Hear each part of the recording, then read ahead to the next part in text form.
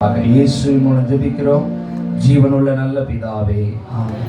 அல்லேலூயா. கர்த்தர் நல்லவர், கர்த்தருடைய நாமம் மகிமைப்படுவதாக. இந்த நாளிலும் கூட இந்த 3 நாட்களும் கர்த்தருடைய ஊழியத்தை நம் மத்தியிலே செய்யும்படியாக அருமையான போதுகிறவர்களை தேவன் தாமே அனாதி தீர்மானத்தின்படியே கொண்டு வந்தார். அல்லேலூயா, அல்லேலூயா. கர்த்தர் நல்லவர். இந்த 3 நாட்களும் ஊழியங்களை செய்யவும் ஊழியங்களை நிறைவேற்றவும் கர்த்தர் பாராட்டின மகா பெரிய கிருபைக்காய் இரக்கங்களுக்காய் கர்த்தருக்கு நன்றி செலுத்துகிறேன். தொடர்ந்து அருமையான போதன் 3 நாட்கள் மத்தியிலே ஊழியர் செய்யும்படியாக நம்முடைய அழைப்பை ஏற்று அவர் வந்து மத்தியிலே தங்கியிருந்து இந்த 3 நாட்கள் கர்த்தருடைய வார்த்தையை தீர்க்க தரிசனமாய் அவர்கள் சொல்லியிருக்கிறார்கள். எனவே கர்த்தர் அவர்களை ஆசீர்வதிப்பாராக. அருமையான போதலுக்கு நன்றி செலுத்தி கரங்களை தட்டி கர்த்தருடைய நாமத்தை தொடர்ந்து போதகருக்காக குடும்பத்திற்காக ஜெபிப்போம். பாஸ்டர் அசரியாவுடைய பெயர், அவருடைய மனைவி, 2 பிள்ளைகள் கர்த்தர் கொடுத்திருக்கிறார். ஒரு மகன் காலேஜ் மகன் மூத்தவன் காலேஜ் படிக்கிற ஃபர்ஸ்ட் இயர். 2வது ஒரு மகள் 9th படிக்கிற மகளை கர்த்தர் கொடுத்து ராஜபாளையம் பகுதியிலே அங்கு இருந்து அநேக இடங்களுக்கு கர்த்தருடைய வார்த்தையை கொண்டு செல்லுகிற சுவிசேஷகராக கர்த்தருடைய ஊழியத்தை அவர்கள் செய்து வருகிறார்கள். நம்முடைய கர்மேல் ஸ்தாபனத்தில் அவர்கள் இணைந்து செயல்படுகிறார்கள். அல்லேலூயா. எனவே கர்த்தர் அவர்களை கொண்டு இந்த நாட்களிலே நம்முடைய சபையிலே அவர்கள் தம்முடைய தேவனுடைய திட்டத்தை நிறைவேற்றும்படியாய் ஊழியத்தை செய்யும்படியாய் வந்திருப்பது மிகுந்த சந்தோஷம். அவர்களை நாம் கனப்படுத்துவோம்.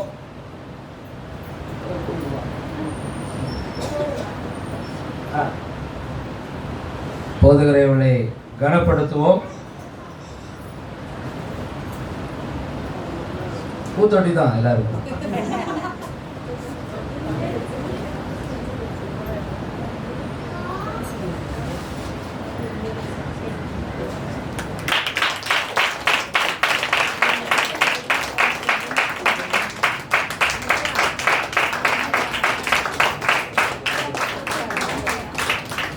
கர்த்தர் நல்லவர். தேவன் தாசரை கொண்டு 3 நாட்களும் நம்மோடு கூட பேசினார். நேற்று தினத்தில் நல்ல ஒரு அக்கினி அபிஷேக கூட்டத்தை நடத்தும்படியாய் கர்த்தர் உதவி செய்தார். கர்த்தர் நம்மை ஆசீர்வதிப்பாராக. 3 நாட்களும் அநேக போதகர்கள் வந்தார்கள். இந்த நாள் நம்ம திறமையான பாஸ்டர் மளிகை அவர்கள் வந்திருப்பது மிகுந்த சந்தோஷம். அவர்களை வரவேற்கபடியாய் கரங்களை தட்டி கர்த்தர் நாமத்தை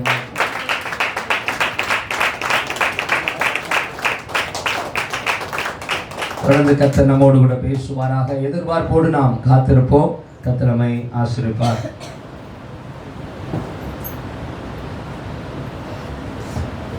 உங்கள் அனைவருக்கும் இருந்தவரும் இருக்கிறவரும் வருகிறவரும் ஆகிய ஆண்டவராகிய இயேசு கிறிஸ்துவின் நாமத்தினாலே அன்பின் நல்வாழ்த்துக்களை தெரிவித்துக் கொள்கிறேன். அல்லேலூயா.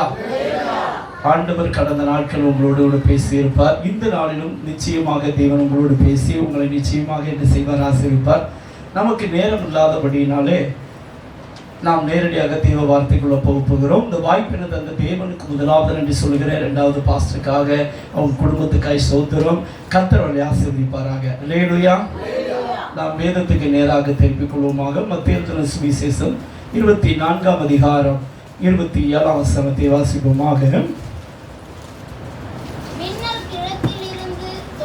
மின்னல் கிழக்கிலிருந்து தோன்றி மேற்கு வரைக்கும் பிரகாசிக்கிறது போல மனுஷகுமாரனுடைய வருகையும்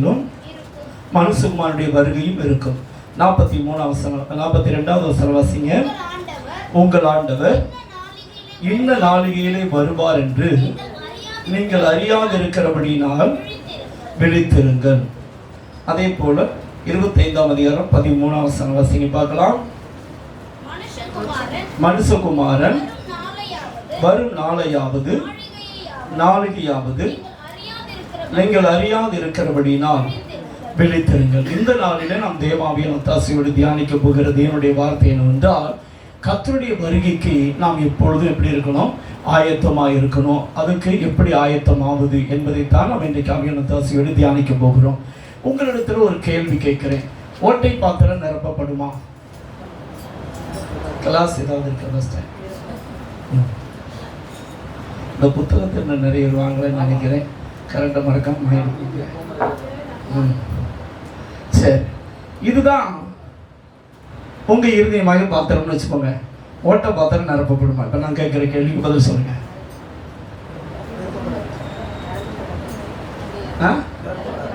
நிரப்பப்படாது. யாராவது நிரப்பப்படும் சொல்றதுக்கு யாராவது இருக்கீங்களா?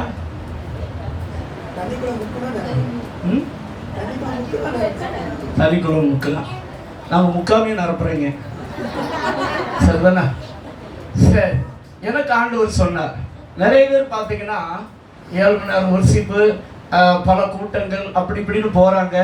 ஆனால் பார்த்தீங்கன்னா போயிட்டு வந்து அவங்க வாழ்க்கையில் எந்த மாற்றமும் என்ன செய்யணும்னா இல்லை.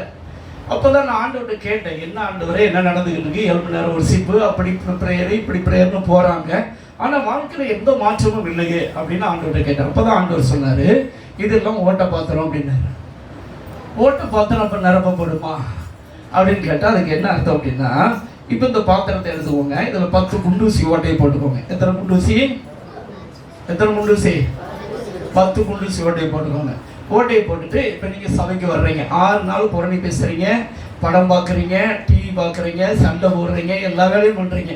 7ஆவது நாள் சபைக்கு வர்றீங்க. இப்போ உங்கள் பாஸ்டர் நாங்களும் என்ன பண்ணுவோம் அப்படின்னா, ஆண்டவருடைய சமூகத்தில் மணிக்கணக்காக உட்காந்து ஆண்டவரே எப்படியாவது நிரப்புங்க அப்படின்னு சொல்லி என்ன செய்வோம்னா ஜெபம் பண்ணுவோம். இப்போ ஜெபம் பண்ணோடனே பார்த்தீங்கன்னா என்ன நடக்கும் அப்படின்னா, சபையில் வந்து கர்த்தருடைய அபிஷேகம் எப்படி இறங்கும் அப்படின்னா, ஒரு அண்டாவிலேருந்து தண்ணி ஊற்றினா எப்படி இறங்கும், அது போல் கர்த்தருடைய அபிஷேகம் என்ன செய்யணும், இறங்கி வரும்.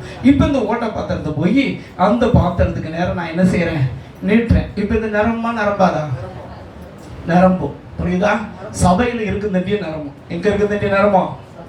சபையில் இருக்க தண்ணி பார்த்தீங்கன்னா அந்நிய பாசையில் குதிப்பாங்க, அப்படி ஆவியில் நிரம்புவாங்க, இப்படி பார்ப்பாங்க, அப்படி இப்படின்னு எல்லாமே நல்லா தான் இருக்கும். ஆனால் சபையிலேருந்து வீட்டுக்கு போகும்போது எல்லாமே பீச்சு நடிச்சு என்ன ஆயிரும், எப்பயும் போல வண்டி நடக்கும். ஒரு ஜெபம் வாழ்க்கையில் மாற்றம் இருக்காது, பரிசுத்த வாழ்க்கையில் மாற்றம் இருக்காது, ஜெப வாழ்க்கையில் மாற்றம் இருக்காது.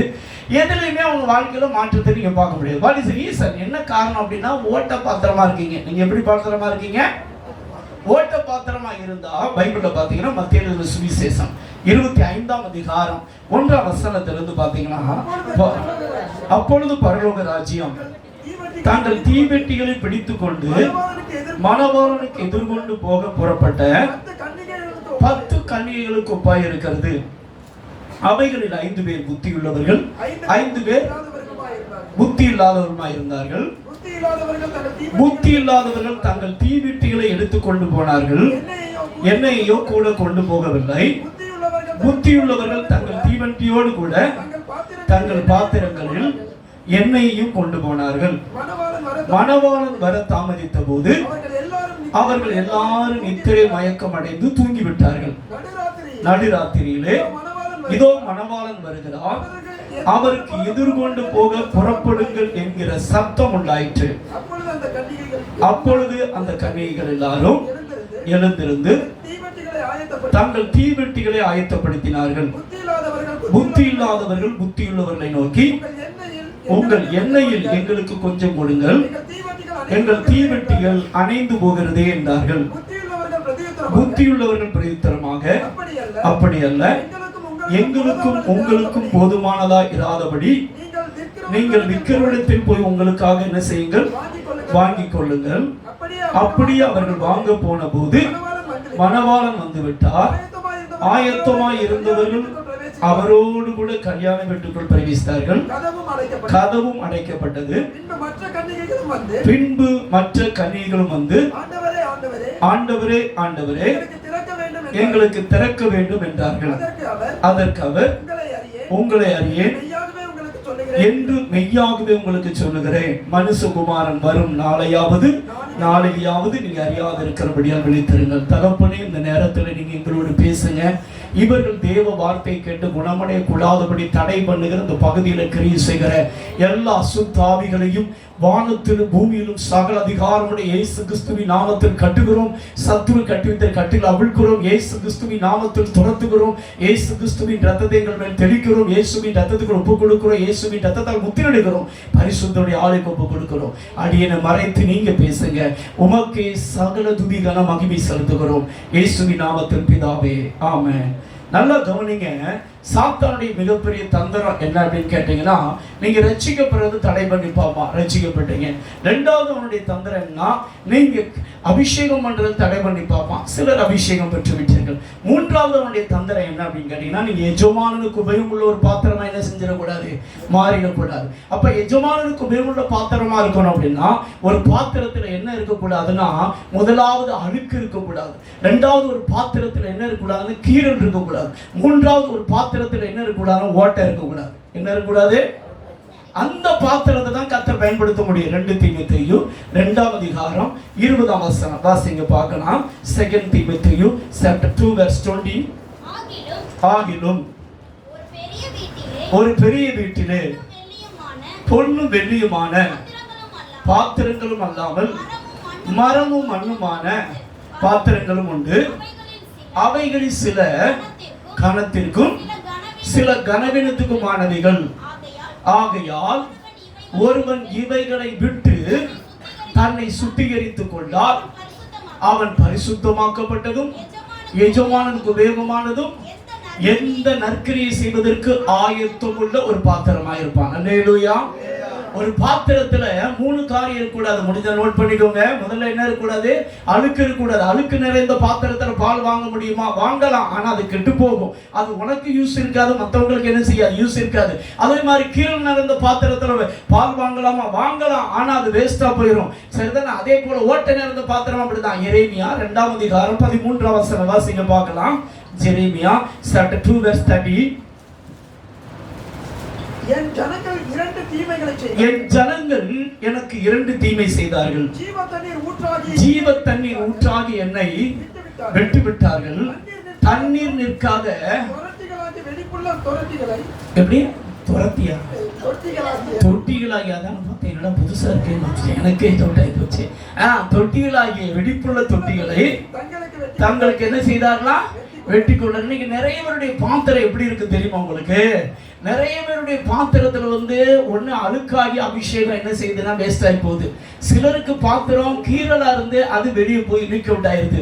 சிலருக்கு ஓட்டையா இருந்து என்ன செய்யுதுன்னா அபிஷேகம் வெளியே போய், சாத்தா மிகப்பெரிய தந்திரசாலி. சின்ன சின்ன ஓட்டை தான் போடுவான். பெரிய ஓட்டையை போட்டீங்கன்னா நீங்க கண்டுபிடிச்சிருவீங்க. விபச்சாரம், வேசித்தனம், பெரிய பெரிய பாவத்தை செஞ்சா நீ ஐயோ இது ஏசப்பாவுக்கு பிடிக்காது அப்படின்னு சொல்லி நீ ஒதுங்கிடுவேன்னு அவனுக்கு நல்லா தெரியும். அதனால சின்ன சின்ன காரியத்துல எக்ஸாம்பிளுக்கு உன்னை கவலைப்பட வைப்பான். கவலை என்று சின்ன ஓட்டை. அடுத்து இச்சை என்று ஒரு சின்ன ஓட்டை. அடுத்து பாத்தீங்கன்னா புரணி பேச்சு அப்படிங்கிற ஒரு சின்ன என்ன ஓட்டை போடுவான், சின்ன ஓட்டை. இப்படி சின்ன சின்ன துவாரங்களை போட்டு அவனுடைய டியூட்டி என்னன்னா, இப்ப நீ எஜமானுக்கு உபயோகமானதும் எந்த நற்கிரியை செய்வதற்கும் பரிசுத்தமாக்கப்பட்ட ஆயத்தமான ஒரு பாத்திரமா இருக்கக்கூடாதுங்கிறதுல அவன் கவனமா இருக்கிறான். அல்லேலூயா. சிம்சோனுடைய வாழ்க்கையில இதான் நடந்துச்சு. சிம்சோன் எப்படிப்பட்ட பாத்திரம்னா, அழைப்புல அபிஷேகம் இருந்தது. ஆனா அவன் வாழ்க்கையில பாத்தீங்கன்னா, நீங்க நியாயாதிபதிகள் 14ஆம் அதிகாரம் 8ஆம் வசனத்தை வாசித்து பாத்தீங்கன்னா, ஐயா பலி விலகி அப்படின்னு பைபிள்ல போட்டிருக்கோம். வாசிக்க பார்க்கலாம். 14:8. அவளை விவாகம் பண்ண திரும்பி வந்து சிங்கத்தின் உடலை பார்க்கிறதுக்கு என்ன செய்தான்? முதல் ஸ்டார்ட் எங்க ஆகுது?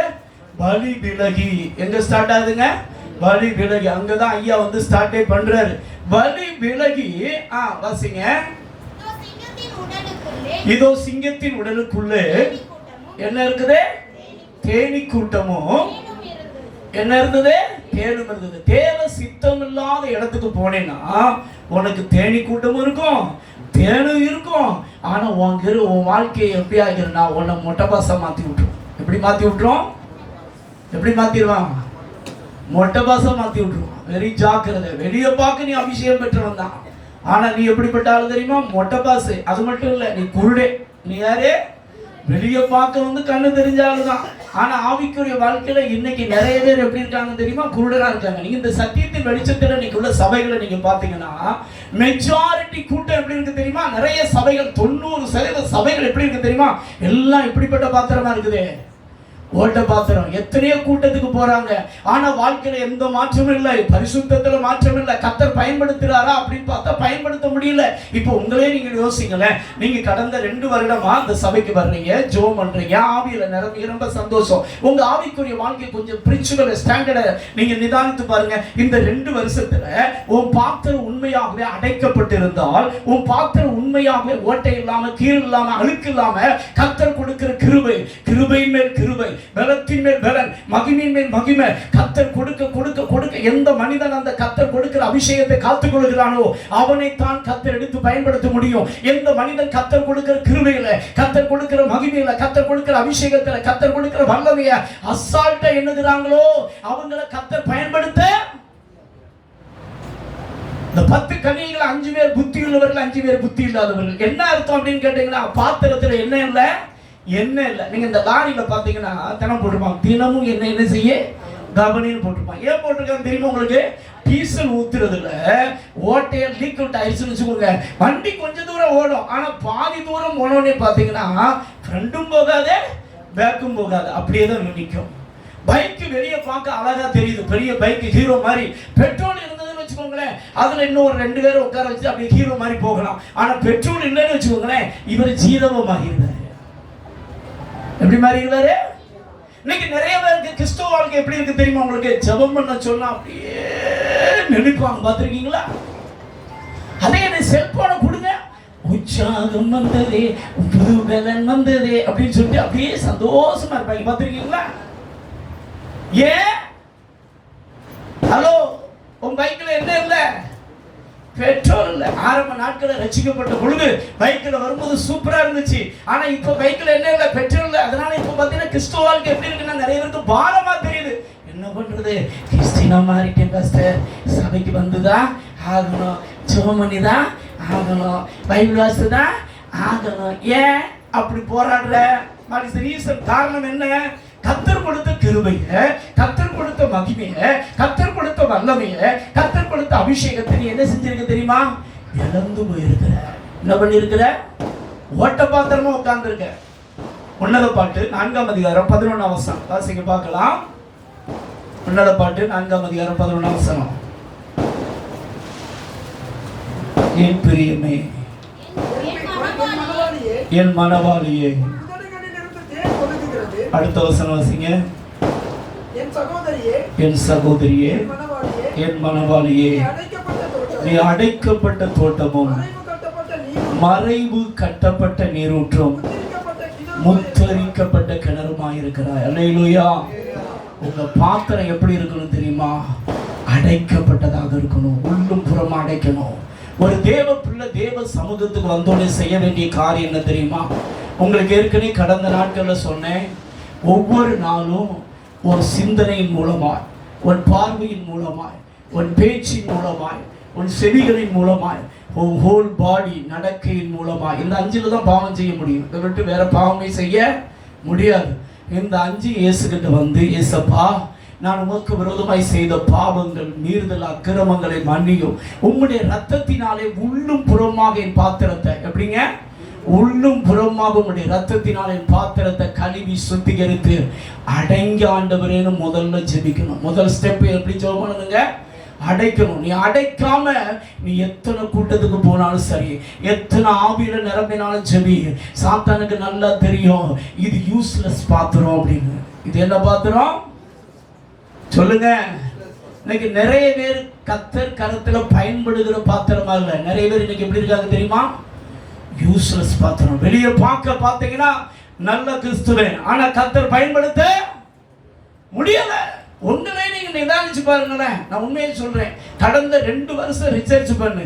இந்த வருஷத்துல கர்த்தர் ஆவிக்குரிய வாழ்க்கையில வளர்ச்சியை தந்திருக்காரா? வளர்ச்சி இல்லை அப்படின்னா தட் இஸ் ராங். கர்த்தர் உன்னை பயன்படுத்துகிறாரா சொல்ல முடியுமா? நீ ஆத்துமாக்களுக்கு சுவிசேஷம் சொல்லி ரட்சிப்புக்குள்ள வந்திருக்காங்களா யாராவது சொல்ல முடியுமா? நீ ஜெபம் பண்ணி யாராவது சுகமா இருக்கானா சொல்ல முடியுமா? இது பிரிச்சுவல். பிசிக்கல் எடுத்துக்கோங்க. பிசிக்கலை எடுத்துக்கிட்டா, இப்ப நீ வேலை பார்க்குற இடத்துல உண்மையாகவே உன் மேல அபிஷேகம் இருந்தா, இந்த அபிஷேகம் என்ன செய்யும் தெரியுமா? கர்த்தர் யோசேப்போடு கூட இருந்தார், அவன் காரிய சித்தி உள்ளவன். அப்படின்னா என்ன அர்த்தம்னா, நீ வேலை பார்க்குற இடத்துல உனக்கு ப்ரொமோஷன் வந்திருக்கணும். என்ன வந்திருக்கணும்? அபிஷேகம் கன்ஃபார்மா உனக்கு என்னத்தை கொண்டு வரும் தெரியுமா? ப்ரொமோஷனை கொண்டு வரும். ஆனா ப்ரொமோஷன் வருதா? 10 வருஷம் வேலை பார்த்தாலும் அதே 10,000 ரூபாய் சம்பளம், எந்த மாற்றமும் இல்ல. What is the reason? ஐயா, அபிஷேகம் தான் ஒரு மனுஷனை வந்து டிஃபரண்ட் பண்ணி வித்தியாசம் காட்டக்கூடியது. அபிஷேகம் தான் வருகையில நம்மளை எடுத்துக்கொள்ளக்கூடியது. அபிஷேகம் எந்த மனிதன் நிரப்பப்பட்டிருக்காரோ அந்த மனிதன் தான் கர்த்தருடைய வருகையில என்ன செய்ய முடியும்னா, மத்தியாக இத்தனை இயேசுவோடு கூட என்ன செய்ய முடியும்? பறக்கவே முடியும். ஆவியானவரோடு கூட சரியான ஐக்கியம் இல்லை அப்படின்னா, நீ பெற்ற அபிஷேகத்தை நீ இழந்து போவாய் என்றால், நீ கர்த்தருடைய வருகையில போறதுக்கு வாய்ப்பே கிடையாது. உன் பாத்திரத்துல என்ன இருந்தா மட்டும்தான் நீ எப்பயுமே ஆயத்தமா இருக்க முடியும். ஆனா பாத்திரத்துல என்ன இருக்குதா? பக்கத்துல எடுத்துக்கோங்க. நீங்க ஓட்ட பாத்திரமா இல்ல அடைக்கப்பட்ட பாத்திரமான்னு கேளுங்க. நைத்துல புளி கரைக்கிற மாதிரி தெரியுதா? இதுவரைக்கும் நான் அப்படித்தான் நினைச்சிட்டு இருந்தேன். ஃபர்ஸ்ட் இப்பதான் எனக்கு தெரியுது நான் என்ன பாத்திரம்னு எனக்கு தெரியுது. உன் வாழ்க்கையில வீண் சிந்தனை வந்துருச்சுன்னு வச்சுக்கோ, பாத்திரத்துல ஓட்டையை போட்டான்னு அர்த்தம். என்ன போட்டா? உன் வாழ்க்கையில அக்கிரம சிந்தை வந்துருச்சுன்னா ஓட்டையை போட்டான். சாத்தான் சிம்சோனுக்கு செஞ்சது இதுதான். ஐயாவுக்குள்ள லைட்டை இச்சை போட்டான். ஐயா அப்படி வழி விலகி காலை ஸ்டெப் வச்சாரு பாருங்க. உடனே என்ன செஞ்சிருக்குன்னா, மனம் திரும்பி இருக்கணும். உடனே என்ன பண்ணிருக்கணும்? மனம் திரும்பி இருக்கணும். பாவத்திலே பார்த்தீங்கன்னா வாசிங்க பார்க்கலாம். சங்கீதங்களின் புஸ்தகம் 19ஆம் சங்கீதத்துல, சங்கீதம் 19 அதுல 12-13 வாசிங்க பார்க்கலாம். தன் பிழைகளை உணர்கிறவன் யார்? மறைவான குற்றங்களுக்கு என்னை நீங்களாக்கும், துணிகரமான பாவங்களுக்கும் அது அடியனை விலக்கி காரும், அவைகள் என்னை ஆண்டு கொள்ள ஒட்டாதிரும், அப்பொழுது நான் உத்தமனாகி பெரும் பாதகத்தை விலக்காப்பேன். பாவத்துல 4 ஸ்டெப் அப்படியே ஏறும். முதல்ல வந்து பிழை. முதல்ல என்னதுங்க? பிழை. நம்ம தவறு. பிழைனா என்னது தெரியுமா? தவறு. அதை செய்யும் போதே உடனே இயேசுகிட்ட போய் என்ன கேட்டணும்? மன்னிப்பு கேட்டணும். மன்னிப்பு கேட்டு மனம் திரும்பி பாத்திரத்தை உடனே அடைச்சிடணும். பாத்திரத்தை எதெல்லாம் வச்சு அடைக்கிறது நோட் பண்ணிக்கோங்க. முதலாவது, இயேசுவின் ரத்தத்தினால் அடைக்கப்பட நீ ஜெபிக்கணும். நீ ஜெபம் பண்ணா மட்டும்தான் இயேசு அடைப்பாரு. நீ மன்னிப்பு கேட்டு, இயேசப்பா உடைய ரத்தத்தினால் என்ன செய்யும்? கழுவுன்னு சொல்லி கேட்கும் போது தான் அடைப்பார். First point. செகண்ட் பாயிண்ட், நீ வேத வசனத்தினால உன் பாத்திரத்தை அடைக்கணும். எதனால அடைக்கணுங்க? வேத வசனம் எப்போ அடைக்கணும்னா, வேதத்தை தியானம் பண்ணணும். என்ன பண்ணணும் சார்? வேதத்தை இரவு பகல் என்ன செய்யணும்? தியானம் பண்ணணும். அப்பதான் நீதிமொழிகள் 4ஆம் அதிகாரம் 23ஆம் வசனம், எல்லா காவலோடும் உன் இருதயத்தை காத்துக்கொள், அதனிடத்தின்று என்ன புறப்படும்? ஜீவ ஊற்று புறப்படும். நன்மையானாலும் தீமையானாலும் உன் இருதயத்துக்குள்ள தான் வருது. உன் இருதயத்தை தினமும் வேத வசனத்தால் என்ன செய்யணும்? நிரப்பப்படணும். நிரப்பப்பட்டால் நீ அடைச்சிருக்கேன்னு அர்த்தம். அல்லேலூயா. இல்லைன்னா டோரே இல்லைன்னு அர்த்தம். அப்போ ஓட்ட பாத்திரன்னு அர்த்தம். கர்த்தர் உன்னை பயன்படுத்த முடியாது. எந்த வளர்ச்சி இருக்காது. நீ கூட்டத்தில் ஆவியில் நிரம்பலாம். இதே இந்த ஓட்ட பத்திரத்தை இப்ப சபையில வந்து நிரப்புனா அண்டால இருந்து அபிஷேகம் இறங்குறது போல இறங்கும். இப்ப கன்வென்ஷன் மீட்டிங் இந்த ஓட்ட பத்திரம் போகுதுன்னு வச்சுக்கோங்க. இப்ப மோகன் செய்யா பேசுறாரு, கன்வென்ஷன் மீட்டிங் எல்லாரும் வந்துட்டாங்க. அபிஷேகம் எப்படி இறங்கும் தெரியுமா? பெரு வெள்ளம் போல இறங்கும். எப்படி இறங்கும்? அந்த மைதானம் முழுது கர்த்தருடைய அபிஷேகம் இறங்க. இப்ப இந்த பெருவெள்ளம் போல இறங்கணும்னு இந்த ஓட்ட பாத்திரத்தை போய் அதுக்குள்ள போட்டீங்கன்னா இந்த ரவுண்ட் அடிக்க ஆரம்பிக்கும். என்ன அடிக்க ஆரம்பிக்கும்? சொல்லுங்க. எப்படி இருந்து தெரியுமா கூட்டம்? அடேங்கப்பா, நான் ஆவியில நிரம்பினேன் பாரு. நீ நிரம்பின அந்த பாத்திரத்துக்கு கூப்பிட்டீங்க வா, இங்க வந்துல 6 நாள் ஜோம் பண்ணியான்னு கேளுங்க. ஜோம் பண்ணியிருக்காரு. 6 நாள் பைபிள் வாசித்தான்னு கேளுங்க. பைபிள் வாசித்திருக்காது. 6 நாள் நீ வந்து சண்டை போடாம இருந்தியான்னு கேளுங்க. இருக்காது. வெளியே பார்க்க என்னது? ஏன் கர்த்தர் நிரப்புறார்? இப்ப நம்ம அப்படி ஒரு கேள்வி வைப்போம். ஏன் கர்த்தர் நிரப்புறார்? கர்த்தர் ஏன் நிரப்புறார்னா, அவர் பட்சபாதம் இல்லாத தேவன். எப்படிப்பட்ட தேவன்? அதனால அந்த அபிஷேகம் என்ன செஞ்சா அவர் கிருபையா ஊத்துறாரு. ஆனா இந்த ஓட்ட பாத்திரம் என்ன நினைக்க தெரியுமா? 6 நாள் புரணி பேசுனாலும் ஏசு நிரப்பிடுறாரு. செல்போனு நோண்டிட்டு வந்தாலும் ஏசு என்ன செஞ்சிருந்தாரு? நிரப்பிடுறாரு. சண்டை போட்டு வந்தாலும் ஏசு என்ன செஞ்சிருந்தாரு? நிரப்பிடுறாரு. என்ன அட்டுழியம் பண்ணிட்டு வந்தாலும் சூப்பரா கர்த்தர் என்ன செய்யறாருப்பா? சொல்லுங்க. இது பரலோகம் போய் சேரும் நினைக்க. ஹலோ, நீங்க பைபிள வீட்டில் போய் வாசிங்க. 1 சாமுவேல்ல சவுல் பார்த்தீங்கன்னா பின்வாங்கி போவான். கர்த்தர் அவனை ரிஜெக்ட் பண்ணிடுவார். ரிஜெக்ட் பண்ண பிறகு கர்த்தருடைய ஆவியானவர் அவனை விட்டு விலகினார் அப்படின்னா பைபிளில் போட்டிருக்கோம். எத்தனாம் அதிகாரம் எனக்கு மறந்து போச்சு, அதை எடுக்கிறதுக்கு நீங்கள் பிற பார்த்துக்கோங்க. இப்போ சவுல் வந்து தாவீதை பிடிக்கிறதுக்கு என்ன செய்வானா, போர் வீரர்கள் அனுப்புவான். யார் அனுப்புவான்? போர் வீரர்கள். அங்கே தீர்க்கதரிசிகள் கூட்டத்தின் நடுவில் தாவீது இருப்பார். யார் நடுவில்? தீர்க்கதரிசி கூட்டத்தின் நடுவில். பழைய ஏற்பாட்டு முறைமையின்படி பார்த்தா பரிசுத்த ஆவியானவர் யார் மேல இறங்கி வருவார் அப்படின்னு கேட்டா ஆசாரியன், தீர்க்கதரிசி, ராஜாக்கள், இவங்க மேலதான் ஆவியானவர் என்ன செய்வாரு. அடுத்து 70 மூப்பர்கள், இவர்கள் மேலதான் ஆவியானவர் இறங்குவார். நியாயாதிபதிகள் இவங்க மேல சேர்த்துக்கலாம். ஆனா மக்கள் மேல ஆவியானவர் என்ன செய்ய மாட்டார், இறங்கியே வர மாட்டார். ஆனா இந்த ராஜா வந்து போர் வீரர்களை அனுப்பின உடனே என்ன நடக்கும் தெரியுமா? அந்த தீர்க்கதரிசன கூட்டத்தின் மேல இறங்கின பரிசுத்த ஆவியானவர் இந்த போர் வீரர்கள் மேல இறங்கிடுவார். இப்ப போர் வீரர்கள் எல்லாரும் தீர்க்க தரிசனம் சொல்ல ஆரம்பிச்சிருவான். பழைய ஏற்பாடு வந்து தீர்க்க தரிசனம் பேசுறது, புதிய ஏற்பாடு அந்நிய பாஷை பேசுறது. அல்லேலூயா. பழைய ஏற்பாடு என்னதுங்க? தீர்க்க தரிசனம். புதிய ஏற்பாடுல ஆவியானவர் இறங்கின என்ன பேசுவாங்க? அந்நிய பாஷை பேசுவாங்க. அல்லேலூயா. இப்ப இந்த 100 பேரும் ஆவியில நிரம்பி அவன் பிராபசி சொல்றதுனால எதுக்கு வந்தாங்கிறதே மறந்துட்டான். இது ராஜாவுக்கு போகுது. உடனே ராஜா என்ன செய்யறாரு, இன்னொரு டீம் அனுப்புறாரு. அந்த டீமும் பாத்தீங்கன்னா இந்த டீமுக்கு வந்தோடனே ஆவியில நிரம்புது. இப்ப இவன் பாக்குறான், ஐயோ நீங்க எல்லாருமே வந்து அவனை பிடிக்க மாட்டேங்கிறாங்க, நம்மளே போயிருவோம்னு சொல்லிட்டு ஐயா கூட்டத்துல வர்றாரு. வந்தோடனே இவனையும் கர்த்தருடைய ஆவியால என்ன செய்வார் தெரியுமா, நிரப்புவார். அதனால தேவன் இவனை அங்கீகரிச்சிருக்கான்னு அர்த்தமா? ஹலோ, தேவன் இவனை அங்கீகரிச்சான்னு அர்த்தமா? ரிஜெக்டட். தேவ பிள்ளையே, இன்னைக்கு நிறைய பேர் இப்படித்தான் ஏமாத்தப்படுறாங்க. உன் தனிப்பட்ட வாழ்க்கை எப்படி இருக்குது? உண்மையிலே உனக்குள்ள பரிசுத்த ஆவியினுடைய அபிஷேகம் நிலைத்திருந்தால், உண்மையாகவே நீ பெற்ற கிருபை நிலைத்திருந்தால், உண்மையாகவே நீ பெற்ற மகிமை நிலைத்திருந்தால், உண்மையாகவே நீ பெற்ற வல்லமை நிலைத்திருந்தால், அது முதலாவது உன்னை மாற்றும், இரண்டாவது உன்னை சுத்தி இருக்கிறவங்களை அது மாற்றும். அதுதான் உண்மையான அபிஷேகம். ஆனா இன்னைக்கு நீ பெறேன்னு சொல்ற அந்நிய பாஷை ஒன்னையும் மாத்தல, உன்னை சுத்தி இருக்கிறவனையும். நிறைய பேர் சொல்ற கம்ப்ளைண்ட் என்ன தெரியுமா? ஆமா, இவன் ஆவில நிரம்புறா, இங்க வந்தா அந்நிய பாஷை பேசுறா, அங்க வந்தா அநியாய பாஷை பேசுறா. எப்படி? இங்க வந்தா என்னது, அங்க போன என்ன பாஷை? What is the reason? என்னையா காரணம்? ஐயா, உனக்குள்ள பரிசுத்தருடைய அபிஷேகம் இருந்தா கண்டிப்பா உனக்குள்ள மாற்றங்கள் என்ன செய்யும்? வரும். வருதா? வரல அப்படின்னா நீ என்ன பாத்துறோம்? சொல்லுங்க. கொஞ்சம் கஷ்டமா இருக்குதோ? நிறைய நாட்டில் இப்படிதான் உட்கார்ந்து இருக்குது. மெஜாரிட்டி சபை இப்படிதான் உட்கார்ந்து இருக்குது. ஆனா உட்கார்ந்து என்ன சொல்லி தெரியுமா? நாங்கள் அந்நிய பாஷை பேசுகிறோம். நீ பேசுறதுனால என்ன மாற்றம்? 10 வருஷம் சபைக்கு வர்றீங்க, என்ன மாற்றம் வந்திருக்குது? யார் ரட்சிக்கப்பட்டிருக்கவங்க மூலமா? கர்த்தர் பயன்படுத்துகிறாரா? சொல்ல முடியுமா? போன வருஷம் புத்தாண்டுக்கு வந்திருப்பீங்க, இந்த வருஷம் புத்தாண்டுக்கு வந்திருப்பீங்க. நான் கேட்கிறேன், ஒரு வருஷத்துல உன் ஆவிக்குரிய வாழ்க்கையில வளர்ச்சி இருந்திருக்கணும், உன் பொருளாதாரத்துல வளர்ச்சி இருந்திருக்கணும், கர்த்தர் உன்னை பயன்படுத்துறதுல வளர்ச்சி இருக்கணும். இது இருந்தா நீ அடைக்கப்பட்ட பாத்திரம். இது இல்ல, நான் அதை கழுத தெரிஞ்சு கட்டரும் பாக்குறேன். என்ன அரும்பாகிறேன்? இப்ப என்னால செவிக்க முடியல பாஸ்டர். செவிக்க உட்கார்ந்தாலே கொட்டாவியா வருது, கெட்டாவியா வருது. அப்படின்னா ஹலோ, என்ன பாத்திரம்? ஆனா பாஸ்டர், நாங்கள் சபைக்கு வந்து விட்டால், மோகன் செய்ய மாதிரி கூட்டத்துக்கு நாங்கள் வந்து விட்டால், நாங்கள் ஆவியில் வரும்போது கணக்கே.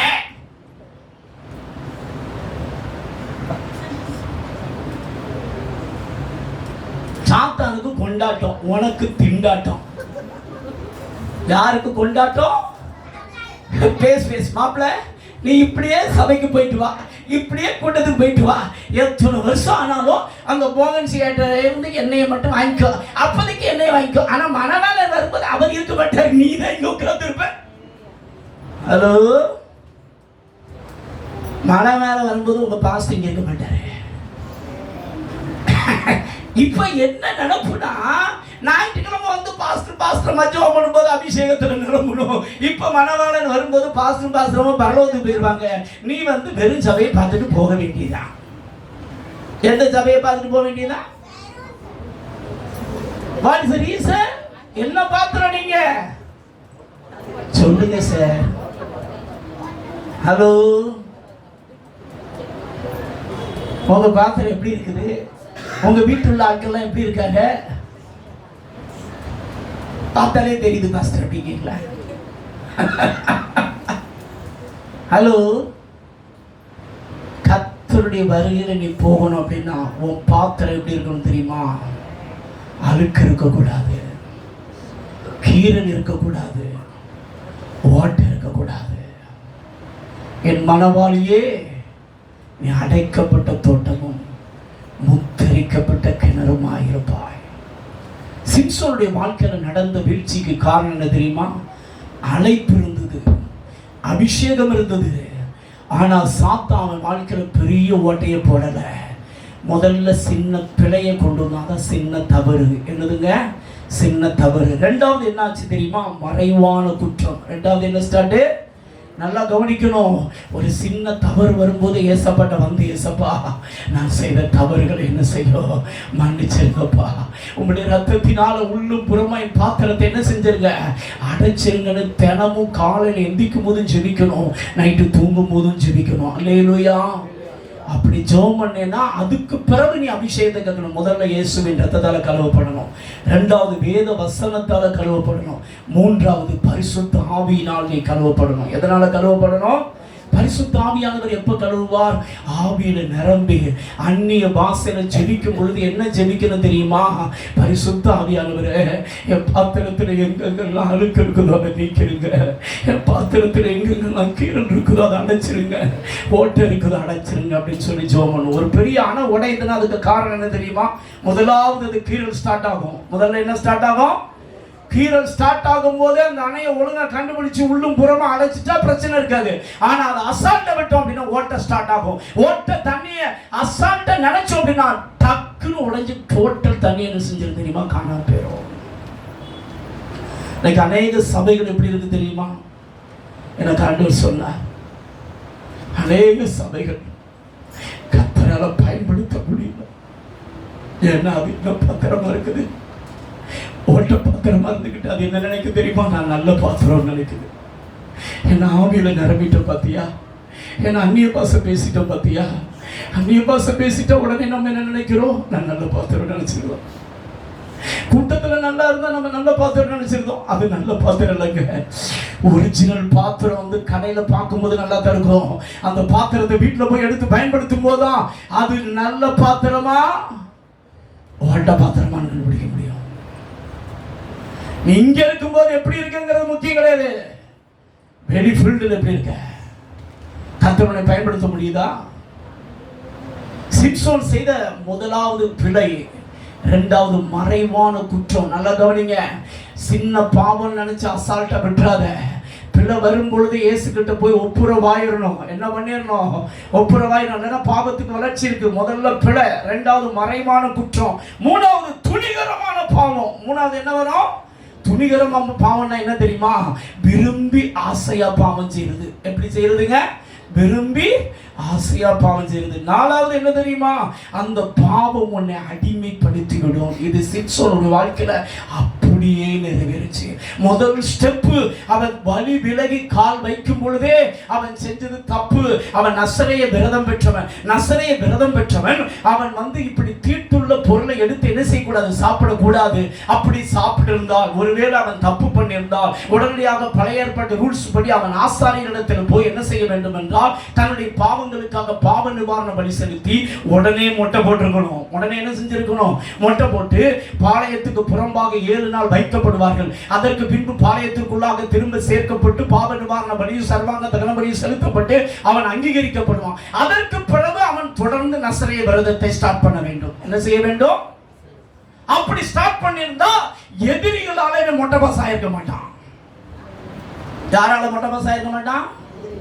தேவன் வந்து ஒழுங்கா மன்னிப்பு கேட்டு மொட்டை பாச மாறி இருந்தானா வெளியே மக்களால ஏமாற்றப்பட்டிருக்க மாட்டான்.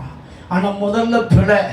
அடுத்து 14ஆம் அதிகாரத்தை விட்டு 16ஆம் அதிகாரத்துக்கு முதல்ல வரும்போது ஐயாவுக்கு என்ன வருது தெரியுமா? மறைவான குற்றம் ஸ்டார்ட் ஆகுது. என்ன ஸ்டார்ட் ஆகுது? தேவ பிள்ளையை சின்ன பாவம் தான், சின்ன கள்ள தொடர்பு தான் நீ நினைக்காத.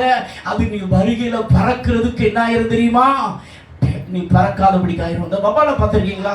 வவ்வால் நல்லா பறக்கும். ஆனா அந்த வவ்வால்ல ஒரு குண்டூசி எடுத்து ஒரு ஓட்டை போடுங்க, பறக்க முடியாது. தெரியுமா உங்களுக்கு? எத்தனை குண்டூசி? ஒரு குண்டூசி எடுத்து நீ ஒரு ஓட்டை போடு, அது வவ்வால் பறக்கான்னு பார்ப்போம்.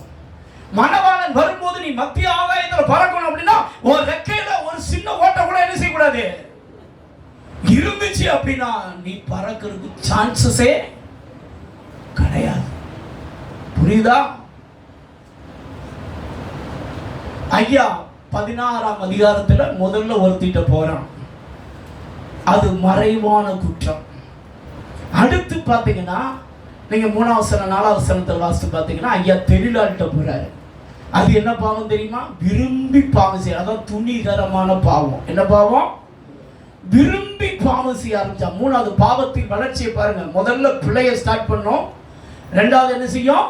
மறைவான குற்றம் ஒளிஞ்சு வச்சு பாவம் செய்ய வைக்கும். 3வது விரும்பி பாவம் செய்யறவங்களா மாறி இருப்பீங்க. எப்படி மாறி இருக்கீங்க? விரும்பி பாவம் செய்யற ஐயா இப்ப விரும்பி தெளிலாட்ட போறாரு. விபச்சாரிட்ட போய் உட்கார்ந்து ஐயா இருக்கும்போது 4வது அது என்ன ஸ்டெப்புக்கு வருது தெரியுமா? அவனை அடிமைப்படுத்தி விடுகிறது. என்ன படுத்தி விடுகிறது? எப்படி சொல்றீங்க அப்படின்னு கேட்டா அவ கேட்கிறா, உன் பலவீனம் எதுல இருக்குது அதை சொல்லு அப்படிங்கா. உன் பலவீனம் அவ சொல்லும் போதே சொல்ற, நான் உன்னை எப்படி சிறுமைப்படுத்தலாம் என்று எனக்கு சொல் அப்படிங்கா. இவன் முதல் டைம் சொல்லும் போதே அவ பெலிஸ்தர்களை ஏற்பாடு பண்ணி இவனை கவுத்திற்கு ஏற்பாடு பண்ணி வச்சிருக்கிறான். இவன் அதை உதறிட்டு எந்திரிச்சிருக்கான். எந்திக்கும் போதே தெரியுது இவன் நம்மளுக்கு பலம் இருக்கிறா, நம்ம கால்களுக்கு பலம் இருக்கிறா, நம்மளை மொட்டை பாசா மாத்த போறான் அப்படின்னு தெரியுது. ஆனா இப்ப பாவம் அவனை என்ன செய்து விட்டது? அடிமைப்படுத்தி விட்டது. அழைப்பு இருக்கிறது, அபிஷேகம் இருக்கிறது. அந்த தெனாவட்டு இவனுக்குள்ள என்னதை கொண்டு வந்துச்சு தெரியுமா? பாவம் அவன் வாழ்க்கையில மொட்டை பாசு கூட கொண்டு வந்துருச்சு. தேவ பிள்ளையே, நமக்குள்ள இருக்கிற துணிகர் என்ன தெரியுமா? நம்ம தான் ரசிக்கப்பட்டோம்ல, நம்ம தான் சபைக்கு வர்றோம்ல, நம்ம தான் ஆவியில நிரம்புறோம்ல. ஏன்னா சபைக்கு வந்தோடனே ஆவியில் நிரம்புறோம்ல. சண்டை போட்டு வந்தாலும் என்ன செஞ்சிருக்கோம்? கணவன் மனைவியோடு, மனைவி கணவனோடு 2 மாசம் பேச மாட்டான், 4 மாசம் பேச மாட்டான். ஆனா இங்க வந்து என்ன பேசுவாங்க? அந்நிய பேசுவாங்க. தெரியுமா உங்களுக்கு? சைடு பப்பாட்டி ஒண்ணு வச்சுக்கிடுவான். ஆனா வச்சுட்டு இங்க வந்து என்ன பேசுவான்? அந்நிய பேசுவான். பார்த்திருக்கீங்களா? இதுல சிலர் ஊழியக்காரங்க வேற இருக்காது, துணிகரம். 6 கதை நடந்துச்சு. அவன் என்ன நினைச்சான் தெரியுமா? நமக்கு தான் அழைப்பு இருக்குது, நமக்கு தான் அபிஷேகம் இருக்குது, எப்பயும் போல இருந்துருவேன். ஐயா, பாவம் ஒரு ஸ்டேஜ்ல உன்னை அடிமைப்படுத்தும் பொழுது உன் நிலைமை முந்தின நிலைமை பார்க்கணும், பிந்தின நிலைமை பரிதாபம் மாறி போகும்.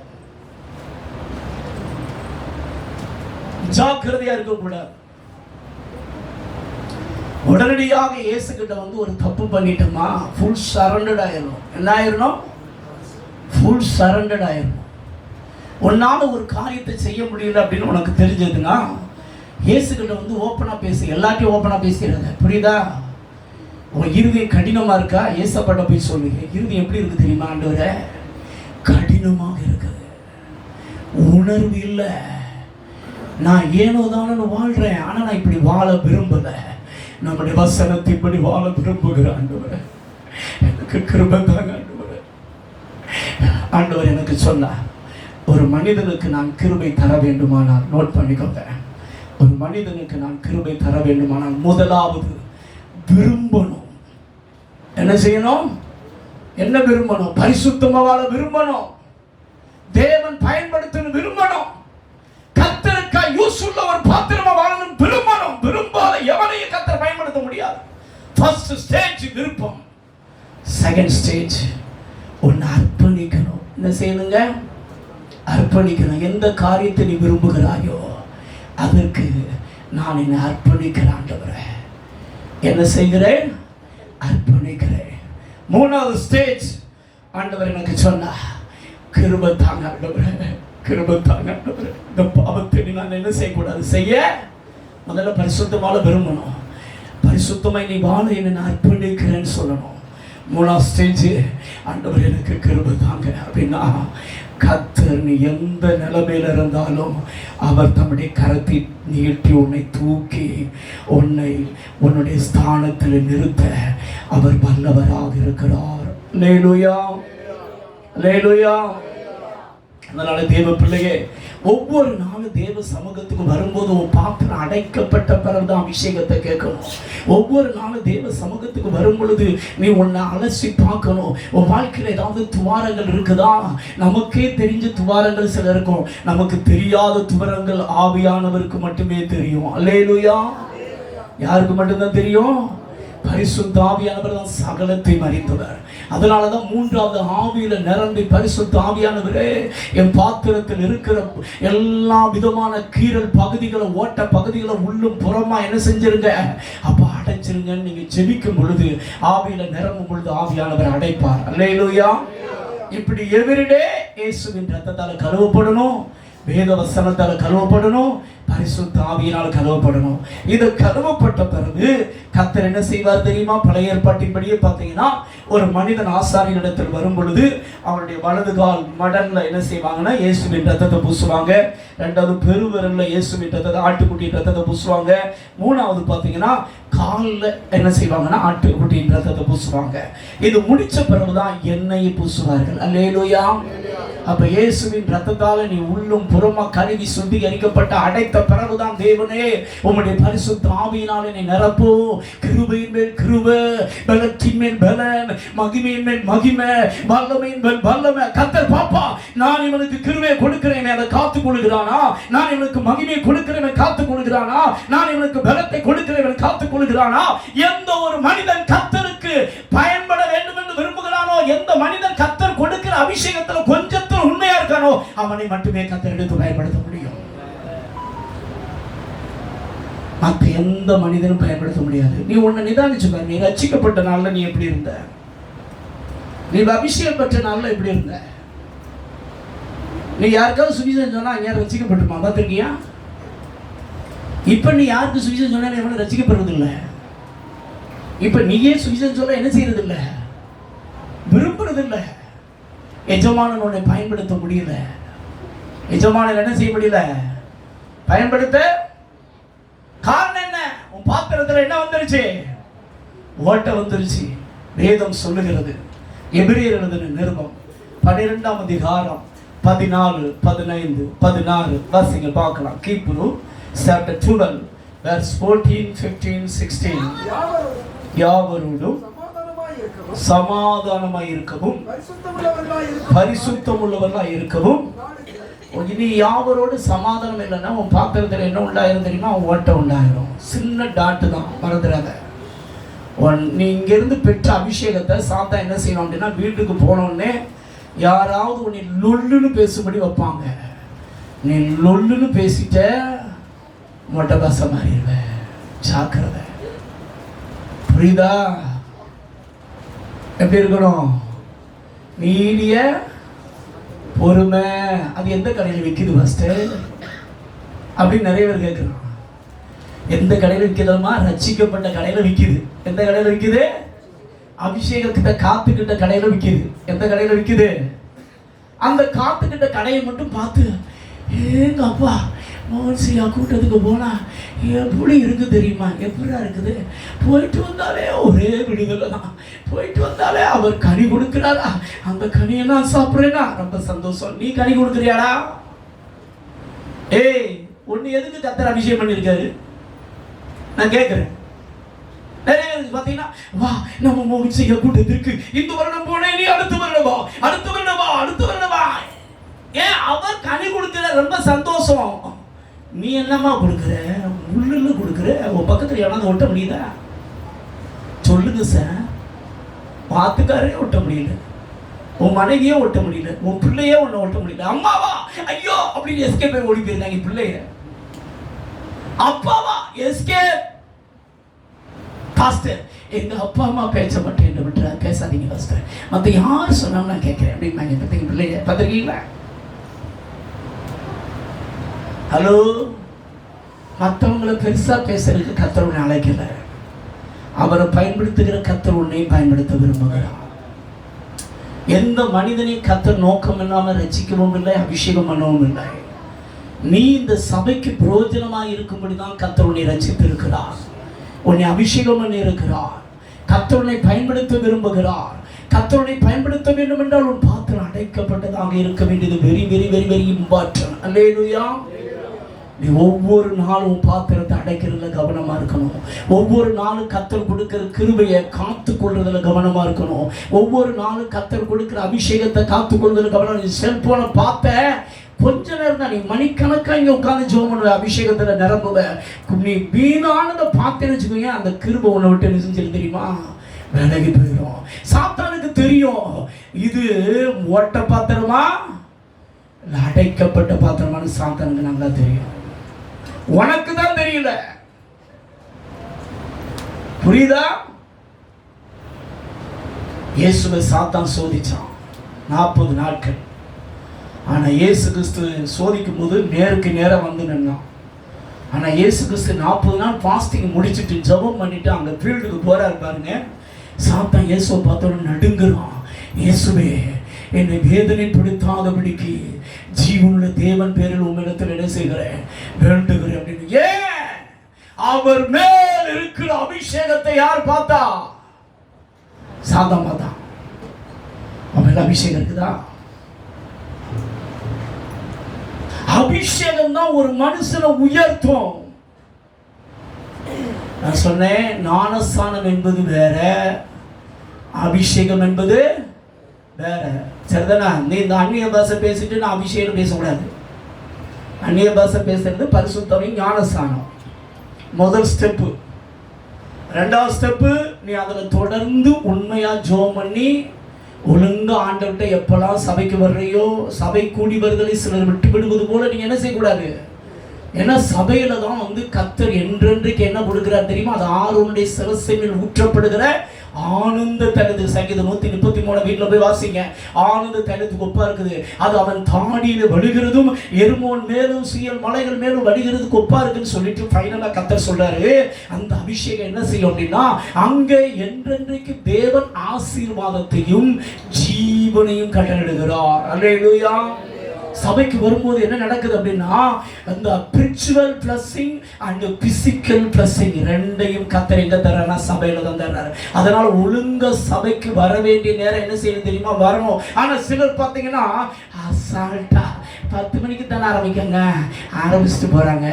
நான் எப்பயும் போல மாப்பிள்ளை வீடு மாதிரி 10 மணிக்கு 10:30 வருவேன், இல்லைன்னா 11 வருவேன். சிலர் ஆராதனை முடிஞ்ச பிறகு தான் வர்றது. இப்படிப்பட்ட ஆட்கள்லாம் நீ அபிஷேகத்தை என்ன செஞ்சுக்கிட்டு இருக்க தெரியுமா, இழந்துகிட்டு இருக்கிற. சபை ஐக்கியத்தை மட்டும் என்னைக்குமே விட்டுறாத. விட்டுட்ட உன் நிலைமை ரொம்ப பரிதாபம். நீ ஓட்ட பாத்திரமா இருந்தோம் இன்னும் ஏன் கிறிஸ்துவுக்குள்ள அப்பப்பைக்கு வந்துகிட்டு இருக்க தெரியுமா, சபைக்கு வரப்போய் என்ன வரப்போய், சபைக்கு வரப்போய் தண்ணி தெளிச்சோடனே இந்த மீனுக்கு உயிர் வரும். பார்த்திருக்கியா? என்ன வரும்? ஞாயிற்றுக்கிழமை வந்தோடனே மூச்சு விடாம முட்டி மோதி வந்த நீ சூப்பரா இருந்துச்சு. பாச ஜோமனை எப்படி இருந்து தெரியுமா, சூப்பரா இருந்துச்சுன்னு மூச்சு விடுவ. என்ன விடுவ? உலகத்தோடு ஐக்கியம் வச்ச செத்த மீனா மாறிடுவ. ஜாக்கிரதை. வருகையில போகணும் அப்படின்னா வாசிக்க பார்க்கலாம். நம்ம இப்ப யாவரோடு சமாதானமாகவும் பரிசுத்தம் உள்ளவர்களாக இருக்க நாடுங்கள். பரிசுத்தம் இல்லாமல் ஒருவனும் கர்த்தரை தரிசிப்பதில்லையே. ஒருவனும் தேவனுடைய கிருபை இழந்து விடாதபடிக்கு யாதொரு கசப்பான வேர் முளைத்தெலும்பி கலக்கம் உண்டாக்குகிறதினால் அநேகர் தீட்டுப்படும். நல்லா கவனிங்க. வெசை மனுக்குள்ள முதல்ல வருது. இந்த வெசை என்ன செய்யுது? வீடு முழுவதும் பரவுது. யார் முழுவதும் பரவுது? நீங்க வீட்டிலேயே பாருங்களேன். ஒரு ஆள் காலையில் எழுந்தோடனே லொல்லு அப்படின்னு நினைச்சுக்கோங்களேன்.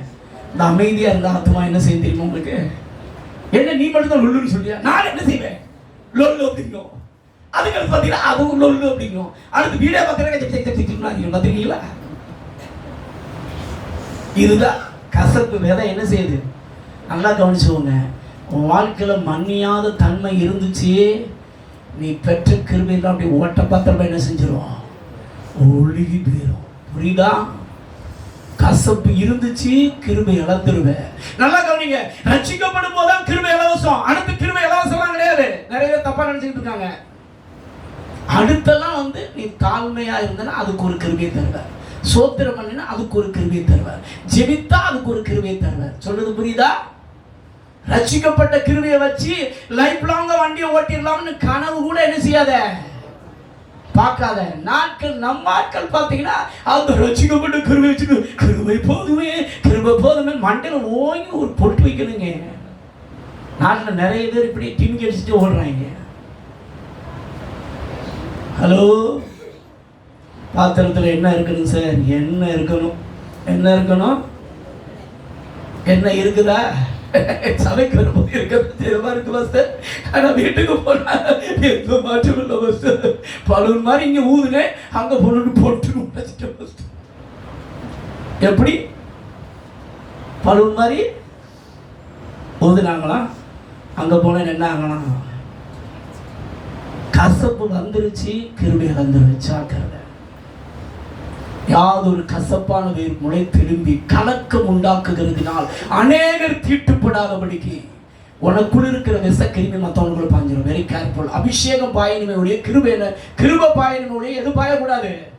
விஷம் பாயக்கூடாது. ஆனால் இன்னைக்கு நீ எப்படி இருக்க?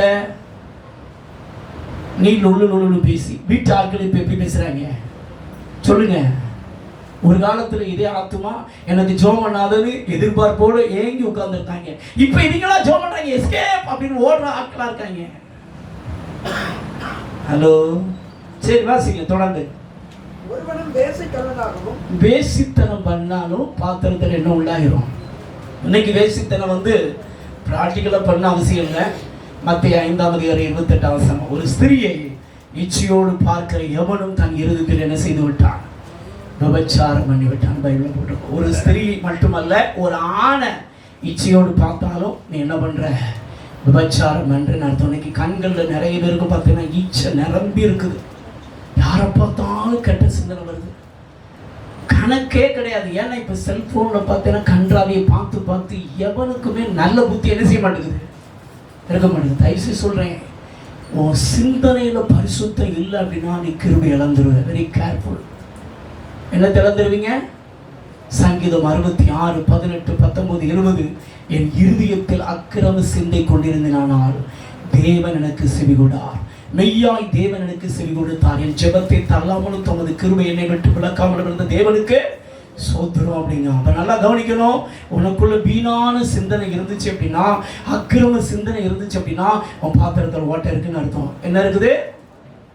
ஓட்டை. பாத்திரத்தில் ஓட்டை. அது பெரிய ஓட்டையெல்லாம் போட மாட்டான். அதே மாதிரி நீ வந்து இந்த வாயை திறந்தாலே சிலருக்கு லூசு அப்படின்னு வாயில வரும். பார்த்துருக்கீங்களா? என்ன வரும்? லூசு. மத்திய 5:21 கொலை செய்யாதிருப்பா என்பது பூர்வ அறிக்கை உரைக்கப்பட்டது. நான் உங்களுக்கு சொல்லுகிறேன், தன் சகோதரன் யான் இல்லாமல் குவித்துக் கொடுக்கிறவன் ஆலோசனை சங்கத்திற்கு இதுவாக இருப்பான். சரிதான? வாசிங்க தொடர்ந்து. அதுக்கிறது ஒருவேளை போஜனத்துக்காக மத்திய 5:21 பிரதர். நான் உங்களுக்கு சொல்கிறேன், நியாயம் இல்லாமல் கோபித்துக் கொள்கிறவன் வீணன் என்று சொல்கிறேன், அறிவு கெட்டவனே அப்படின்னு சொல்றேன். ஏதுவா இருப்பான்? மூடனே என்று சொல்லுகிறவன். நம்ம நிறைய பேர் வந்து பெரிய பாவம்லாம் செய்யறதில்லை, சின்ன சின்ன பாவம் தான். லூசு அப்படின்னு சொல்றது. எப்படி சொல்றது? எப்படி சொல்றது? லூசு. லூசுன்னு சொன்னா நீ எங்க போவ? சொல்லுங்க, எங்க போவீங்க? சொல்லுங்க சார். நீ செத்து பரலோகம் போகணும், பரலோக கவர்மெண்ட் நீ எங்க போவ அப்படின்னா உன்னை எங்க அனுப்புனா நரகத்துக்கு அனுப்புவோம். நான் என்ன தப்பு பண்ணேன்? நான் ஒழுங்காக தானே சர்ச்சுக்கு போனேன். பூலோக கவர்மெண்ட்டை காட்டிலும் பரலோக கவர்மெண்ட் மோசமாக இருக்கு அப்படின்னு நீ பேசுகிற மாதிரி இருக்கும். சரிதானா? என்ன பாஸ்டர் செஞ்சேன்? லூசுன்னு சொன்னேன். போன் எடுத்தாலே சொல்லு நீ லூசுன்னு சொன்னேன். உங்க அப்பா ஒரு முக்கால் லூசு, ஒரு அரை லூசு, அது ஒரு கால் லூசு.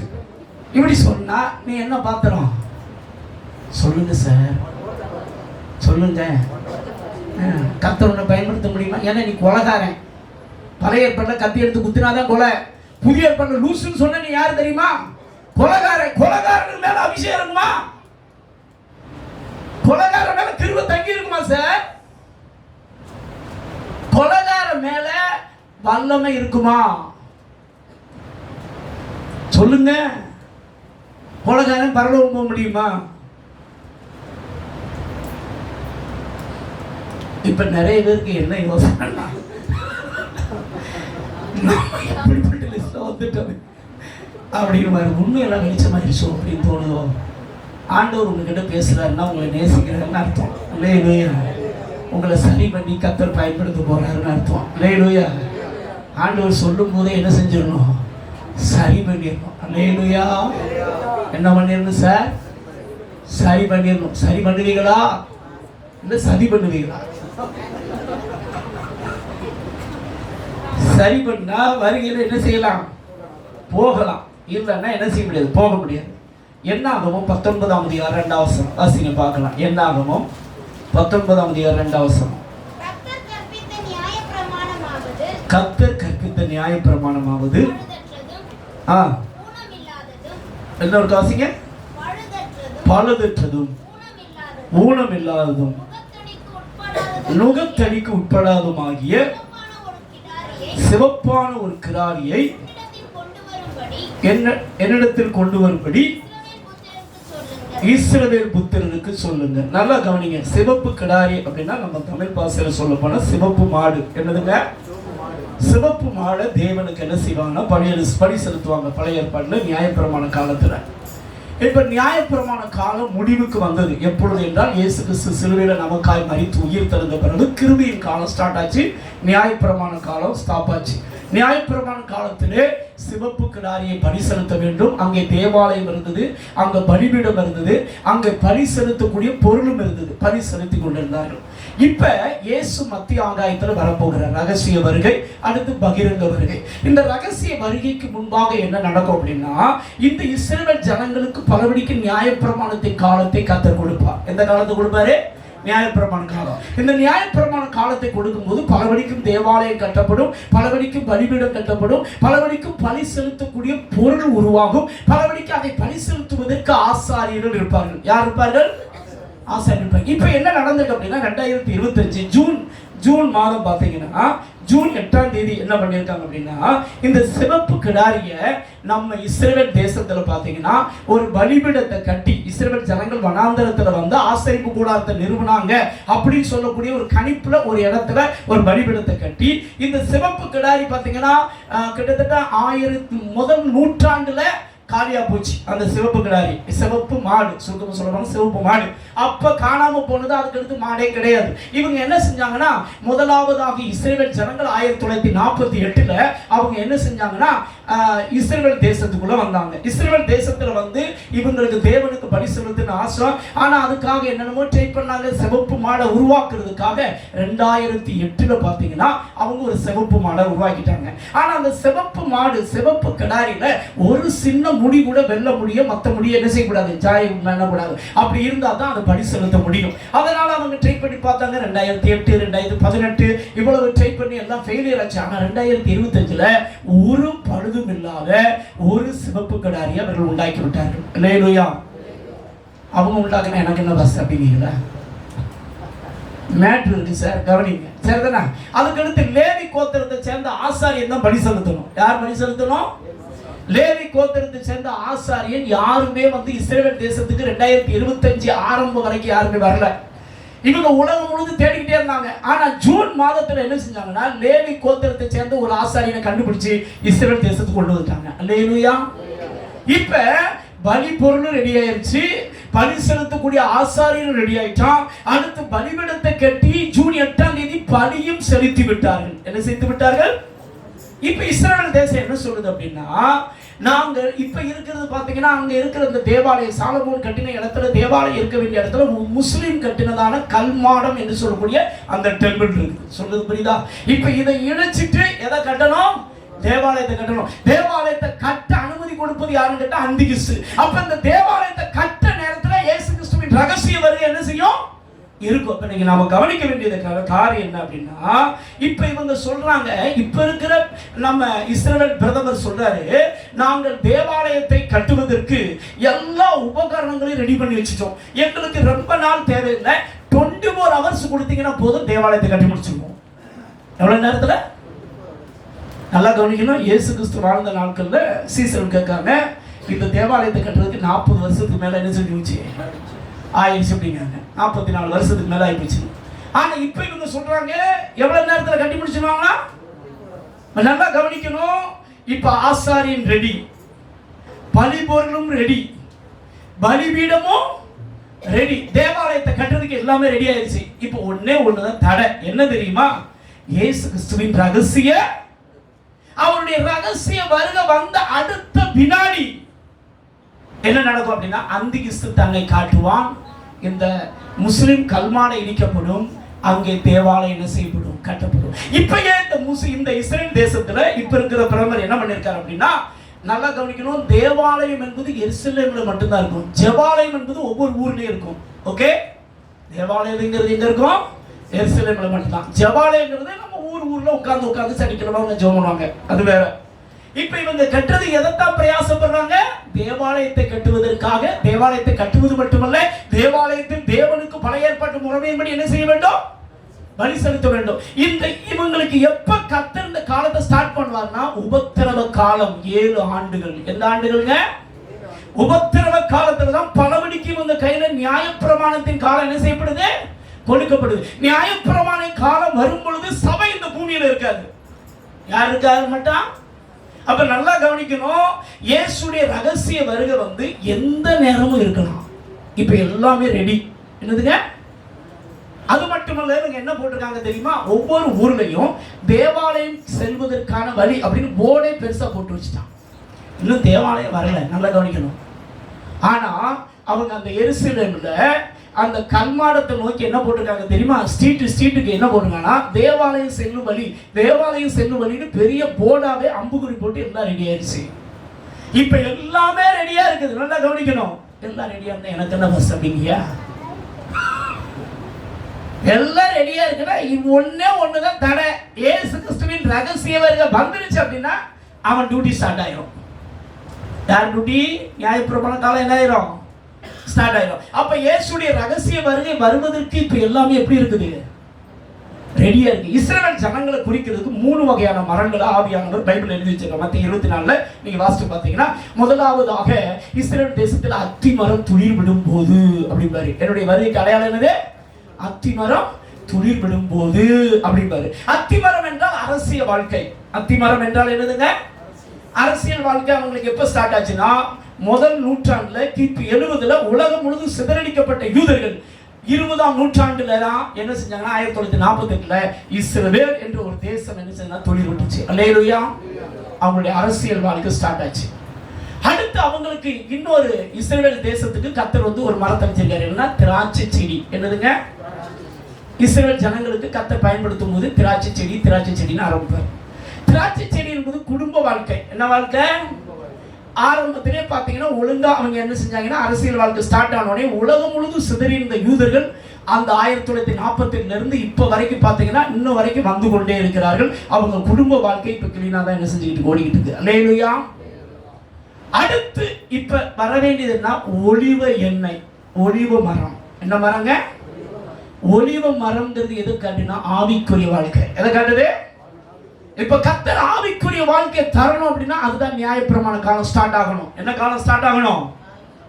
இப்ப இந்த உலகத்துல எல்லாருமே வந்து பாத்தீங்கன்னா, கடந்த 2025 ஜூன் 8ஆம் தேதி அவங்க செலுத்தின அந்த கிடாரிய நீங்க யூடியூப்ல இன்னைக்கும் போட்டு பார்த்தா பார்க்கலாம். உலகத்துல எல்லா நியூஸும் பாத்தீங்கன்னா அவங்க சிவப்பு கிடாரியை பலி செலுத்தினார்கள் சொல்லி பெருசா போடுறான். எல்லாரும் தான் உலகத்துல பலி செலுத்துறாங்க. ஆனா அதை யாரும் பெருசாவே என்ன செய்யல. மக்கள் நிறைய பேர் பலி செலுத்துறானே இல்லையா சார்? ஆனா வேர்ல்டு லெவல்ல இது ஒரு பேசும் பொருளாக மாறிது. What is the reason? என்ன காரணம் அப்படின்னா, இயேசுடைய ரகசிய வருகை எந்த நேரமும் இருக்கலாம். ஒரு காலத்துல ஆவியானவர், நீ ஆயத்தப்படு, உங்களோட ஒரு கூட்டத்தை ஆயத்தப்படுத்து அப்படின்னு பேசினார். அதுக்கடுத்து ஆவியானவர் சொன்னார், நீ உன் தேவனை சந்திக்க ஆயத்தப்படு என்று கர்த்தர் சொன்னார். இப்ப கர்த்தர் என்ன சொல்றார் தெரியுமா? எப்பயுமே நீ ஆயத்தமாகவே இரு. இயேசுவின் வருகை எந்த நேரம் இருக்கலாம். அவர் வரும் பொழுது கேள்வி, கரை, திரை முதலானவர்கள் ஒன்றுமில்லாமல் பரிசுத்தமும் பிழையற்றதும் என்னற்றதுங்க? என்னற்றதுங்க? முதல் ஸ்டேஜ் என்னதுதான்? பிழைதான். இப்ப சொன்னோமா சொல்லிய பாவத்துல 4 வளர்ச்சி. ஒன்னு என்னது? பிழை. ரெண்டாவது என்னது? மறைவான குற்றம். மூணாவது என்னது? துணிகர பாவம். துணிகர பாவம்னா விரும்பி செய்யற பாவம். நாலாவது என்னது? பாவத்தின் அடிமைத்தனம். கலையற்றதும் பிழை இல்லாதமான மகிமையுள்ள சபையாக தமக்கு முன்பாக நிற்பதற்காக இயேசு கிறிஸ்து தம்மை தாமே என்ன செய்தார்? ஒப்பு கொடுத்தார். அல்லேலூயா. அப்ப வருகையில நீ போகணும் அப்படின்னா உன் பாத்திரத்துல என்ன இருக்க கூடாது சார்? ஓட்ட இல்லாம இருந்தா மட்டும்தான் நீங்க எங்க போக முடியும்? வருகையில போகவே இல்லை அப்படின்னா நீங்க போக முடியாது. அடுத்ததாக நீங்க வருகையில போகணும் அப்படின்னா வாசிங்க பார்க்கலாம். லூக்கா எழுதின சுவிசேஷம் 12ஆம் அதிகாரம் 35 40 வரைக்கும். உங்கள் அறைகள் கட்டப்பட்டதாகவும் உங்கள் விளக்குகள் எரிகிறதாயும் தங்கள் எஜமான் கல்யாணத்திலிருந்து வரும் தட்டும் போது உடனே அவருக்கு திறக்கும்படி எப்பொழுது வருவார் என்று காத்திருக்கிற மனுஷனுக்கு ஒப்பாகவும் இருங்கள். நல்லா கவனிங்க. இதை நீங்க பிற வீட்டில் போய் வாசிக்கோங்க. முதலாவதாக நீங்க வருகையில போகணும் அப்படின்னா உங்க பாத்திரத்துல அழுக்கு இருக்கக்கூடாது, கீரல் இருக்கக்கூடாது, ஓட்ட இருக்கக்கூடாது. ரெண்டாவது, நீங்க கர்த்தருடைய வருகையில போகணும் அப்படின்னா உங்க விளக்கு எப்பொழுது எரிந்து கொண்டே இருக்கணும். என்ன எரியணுங்க? விளக்கு எரிந்தால் மட்டும்தான் நீங்க வருகையில போக முடியும். விளக்கு என்பது ரட்சிப்புக்கு அடையாளம். என்னதுங்க? ரட்சிப்புக்கு அடையாளம். மணவாளன் வந்த பொழுது புத்தி இல்லாதவன் வாழ்க்கையில் இருக்கிற விளக்கு அநேர லெவலுக்கு என்ன செஞ்சிருச்சு? போயிருச்சு. அதனால அவங்க என்ன செய்ய முடியல? போக முடியல. கர்த்தர் என்ன செய்கிறார்னா நம்மளை ரட்சிக்கிறார். ரட்சித்த பிறகு பரிசுத்தாவின் அபிஷேகத்தை கொடுத்து இந்த விளக்கு தொடர்ந்து கொழுந்து விட்டு எரியும்படி கர்த்தர் என்ன செய்கிறார். எந்த ஒரு மனிதன் கர்த்தர் தனக்கு கொடுத்துதான் அந்த ரட்சிப்பை காத்துக் கொள்கிறார்களோ அவர்கள் தான் என்ன செய்ய முடியும்னா தொடர்ந்து தேவனுக்கு பலன் கொடுக்க முடியும். மத்தேயு எழுதின சுவிசேஷம் 5ஆம் அதிகாரம் 15ஆம் வசனம் வாசிங்க பார்க்கலாம். இந்த விளக்கு ஏன் அணைஞ்சு போகுது? அதுதான் ரொம்ப முக்கியமான கேள்வி. இது வரைக்கும் விளக்கு அணைஞ்சதை நம்ம பார்த்தோம். புத்தி இல்லாதவங்க வாழ்க்கையில் அணைஞ்சு போச்சுன்னு சொல்லி. அது ஏன் அணையுது அப்படிங்கிறதா இப்ப நம்ம ஆவியான தாசியோட தியானிக்க போகிறோம். மத்தேயு 5:15 வாசிங்க. விளக்கை கொளுத்தி மரக்காலால் மூடி வைக்காமல் விளக்கு தண்டின் மேல் வைப்பார்கள். அப்பொழுது அது வீட்டில் உள்ள யாவருக்கும் என்ன கொடுக்குமா? நல்லா கவனிக்கணும். நீங்க அடைக்கப்பட்ட பாத்திரமா இருந்தா கண்டிப்பா முதல்ல கர்த்தர் உங்களை இருக்கிற இடத்துல சாட்சியா பயன்படுத்துவார். இரண்டாவது கர்த்தர் தமிழகத்துல பயன்படுத்துவார். மூன்றாவது கர்த்தர் இந்தியாவில் பயன்படுத்துவார். நாலாவது வேர்ல்டு லெவல்ல கர்த்தர் என்ன செய்வார்? இதுதான் தேவன் நமக்கு கொடுத்த அபிஷேகமே. அல்லேலூயா. ஆனா நீ வீட்டுக்கே நீ யூஸ் பண்ணல பாத்திரம். ஏன் உனக்கே நீ முதல்ல யூஸ்லெஸ் பாத்திரமா இருக்க. எப்படி இருக்க? உனக்கே நீ எப்படி இருக்க? சொல்லுவாங்க பார்த்திருக்கீங்களா? நான் எனக்கே பாரமா இருக்கேன் பாஸ்டர். எப்படி இருக்காங்களா? போதும் கர்த்தாவே, என் ஜீவனை என்ன செய்யும் எடுத்துக்கொள்ளுன்னு நிறைய பேர் ஜெபம் பண்றான். அப்ப நீ என்ன பாத்திரம்? சொல்லுங்க சார். புரியுதா? சரி, விளக்கை கொளுத்தி எதனால மூடுறாங்களா? மரக்காலால் மூடுதல் அப்படின்னா என்ன அர்த்தம் அப்படின்னா கூடைன்னு அர்த்தம். என்ன அர்த்தங்க? கூடையை வச்சு ஒரு விளக்கை மூடிட்டீங்க அப்படின்னா அந்த விளக்கு எப்படிங்க வெளிச்சம் கொடுக்கும்? கூடை என்பது பழைய ஏற்பாட்டு காலத்தில் பார்த்தீங்க அப்படின்னா இந்த மரக்கால் என்பது பழங்காலத்து வியாபாரிகள் உபயோகிக்கும் ஒரு பாத்திரம். அது தொழில், வேலை, வியாபாரத்துக்கு அடையாளமா இருக்குது. எதுக்கு அடையாளமா இருக்குது? தொழில், வியாபாரம், வேலைக்கு அடையாளமா இருக்குது. இன்னைக்கு நிறைய பேர் ரட்சிக்கப்பட்டிருக்காங்க, அபிஷேகம் பட்டிருக்காங்க. ஆனா அந்த தீபம் கொழுந்து விட்டு எரியணும் அப்படின்னா எப்ப பார்த்தாலும் வேலை வேலை வேலை வேலை, பிஸ்னஸ் பிஸ்னஸ் பிஸ்னஸ். நிறைய பேர் பார்த்தீங்கன்னா முதல்ல வந்து ஆண்டவர் பாஸ்டர் வந்து ஜோம் பண்ணுங்க பாஸ்டர், எனக்கு நல்ல ஒரு வேலை கிடைக்கும் ஜோம் பண்ணுங்க பாஸ்டர் அப்படின்னு ஜோம் பண்ணுவாங்க. உடனே பாஸ்டர் பார்த்தீங்கன்னா அவங்க கஷ்டப்படுறாங்களேன்னு சொல்லி ஜோம் பண்ணுவோன்னு ஒரு வேலை கிடைக்கும்.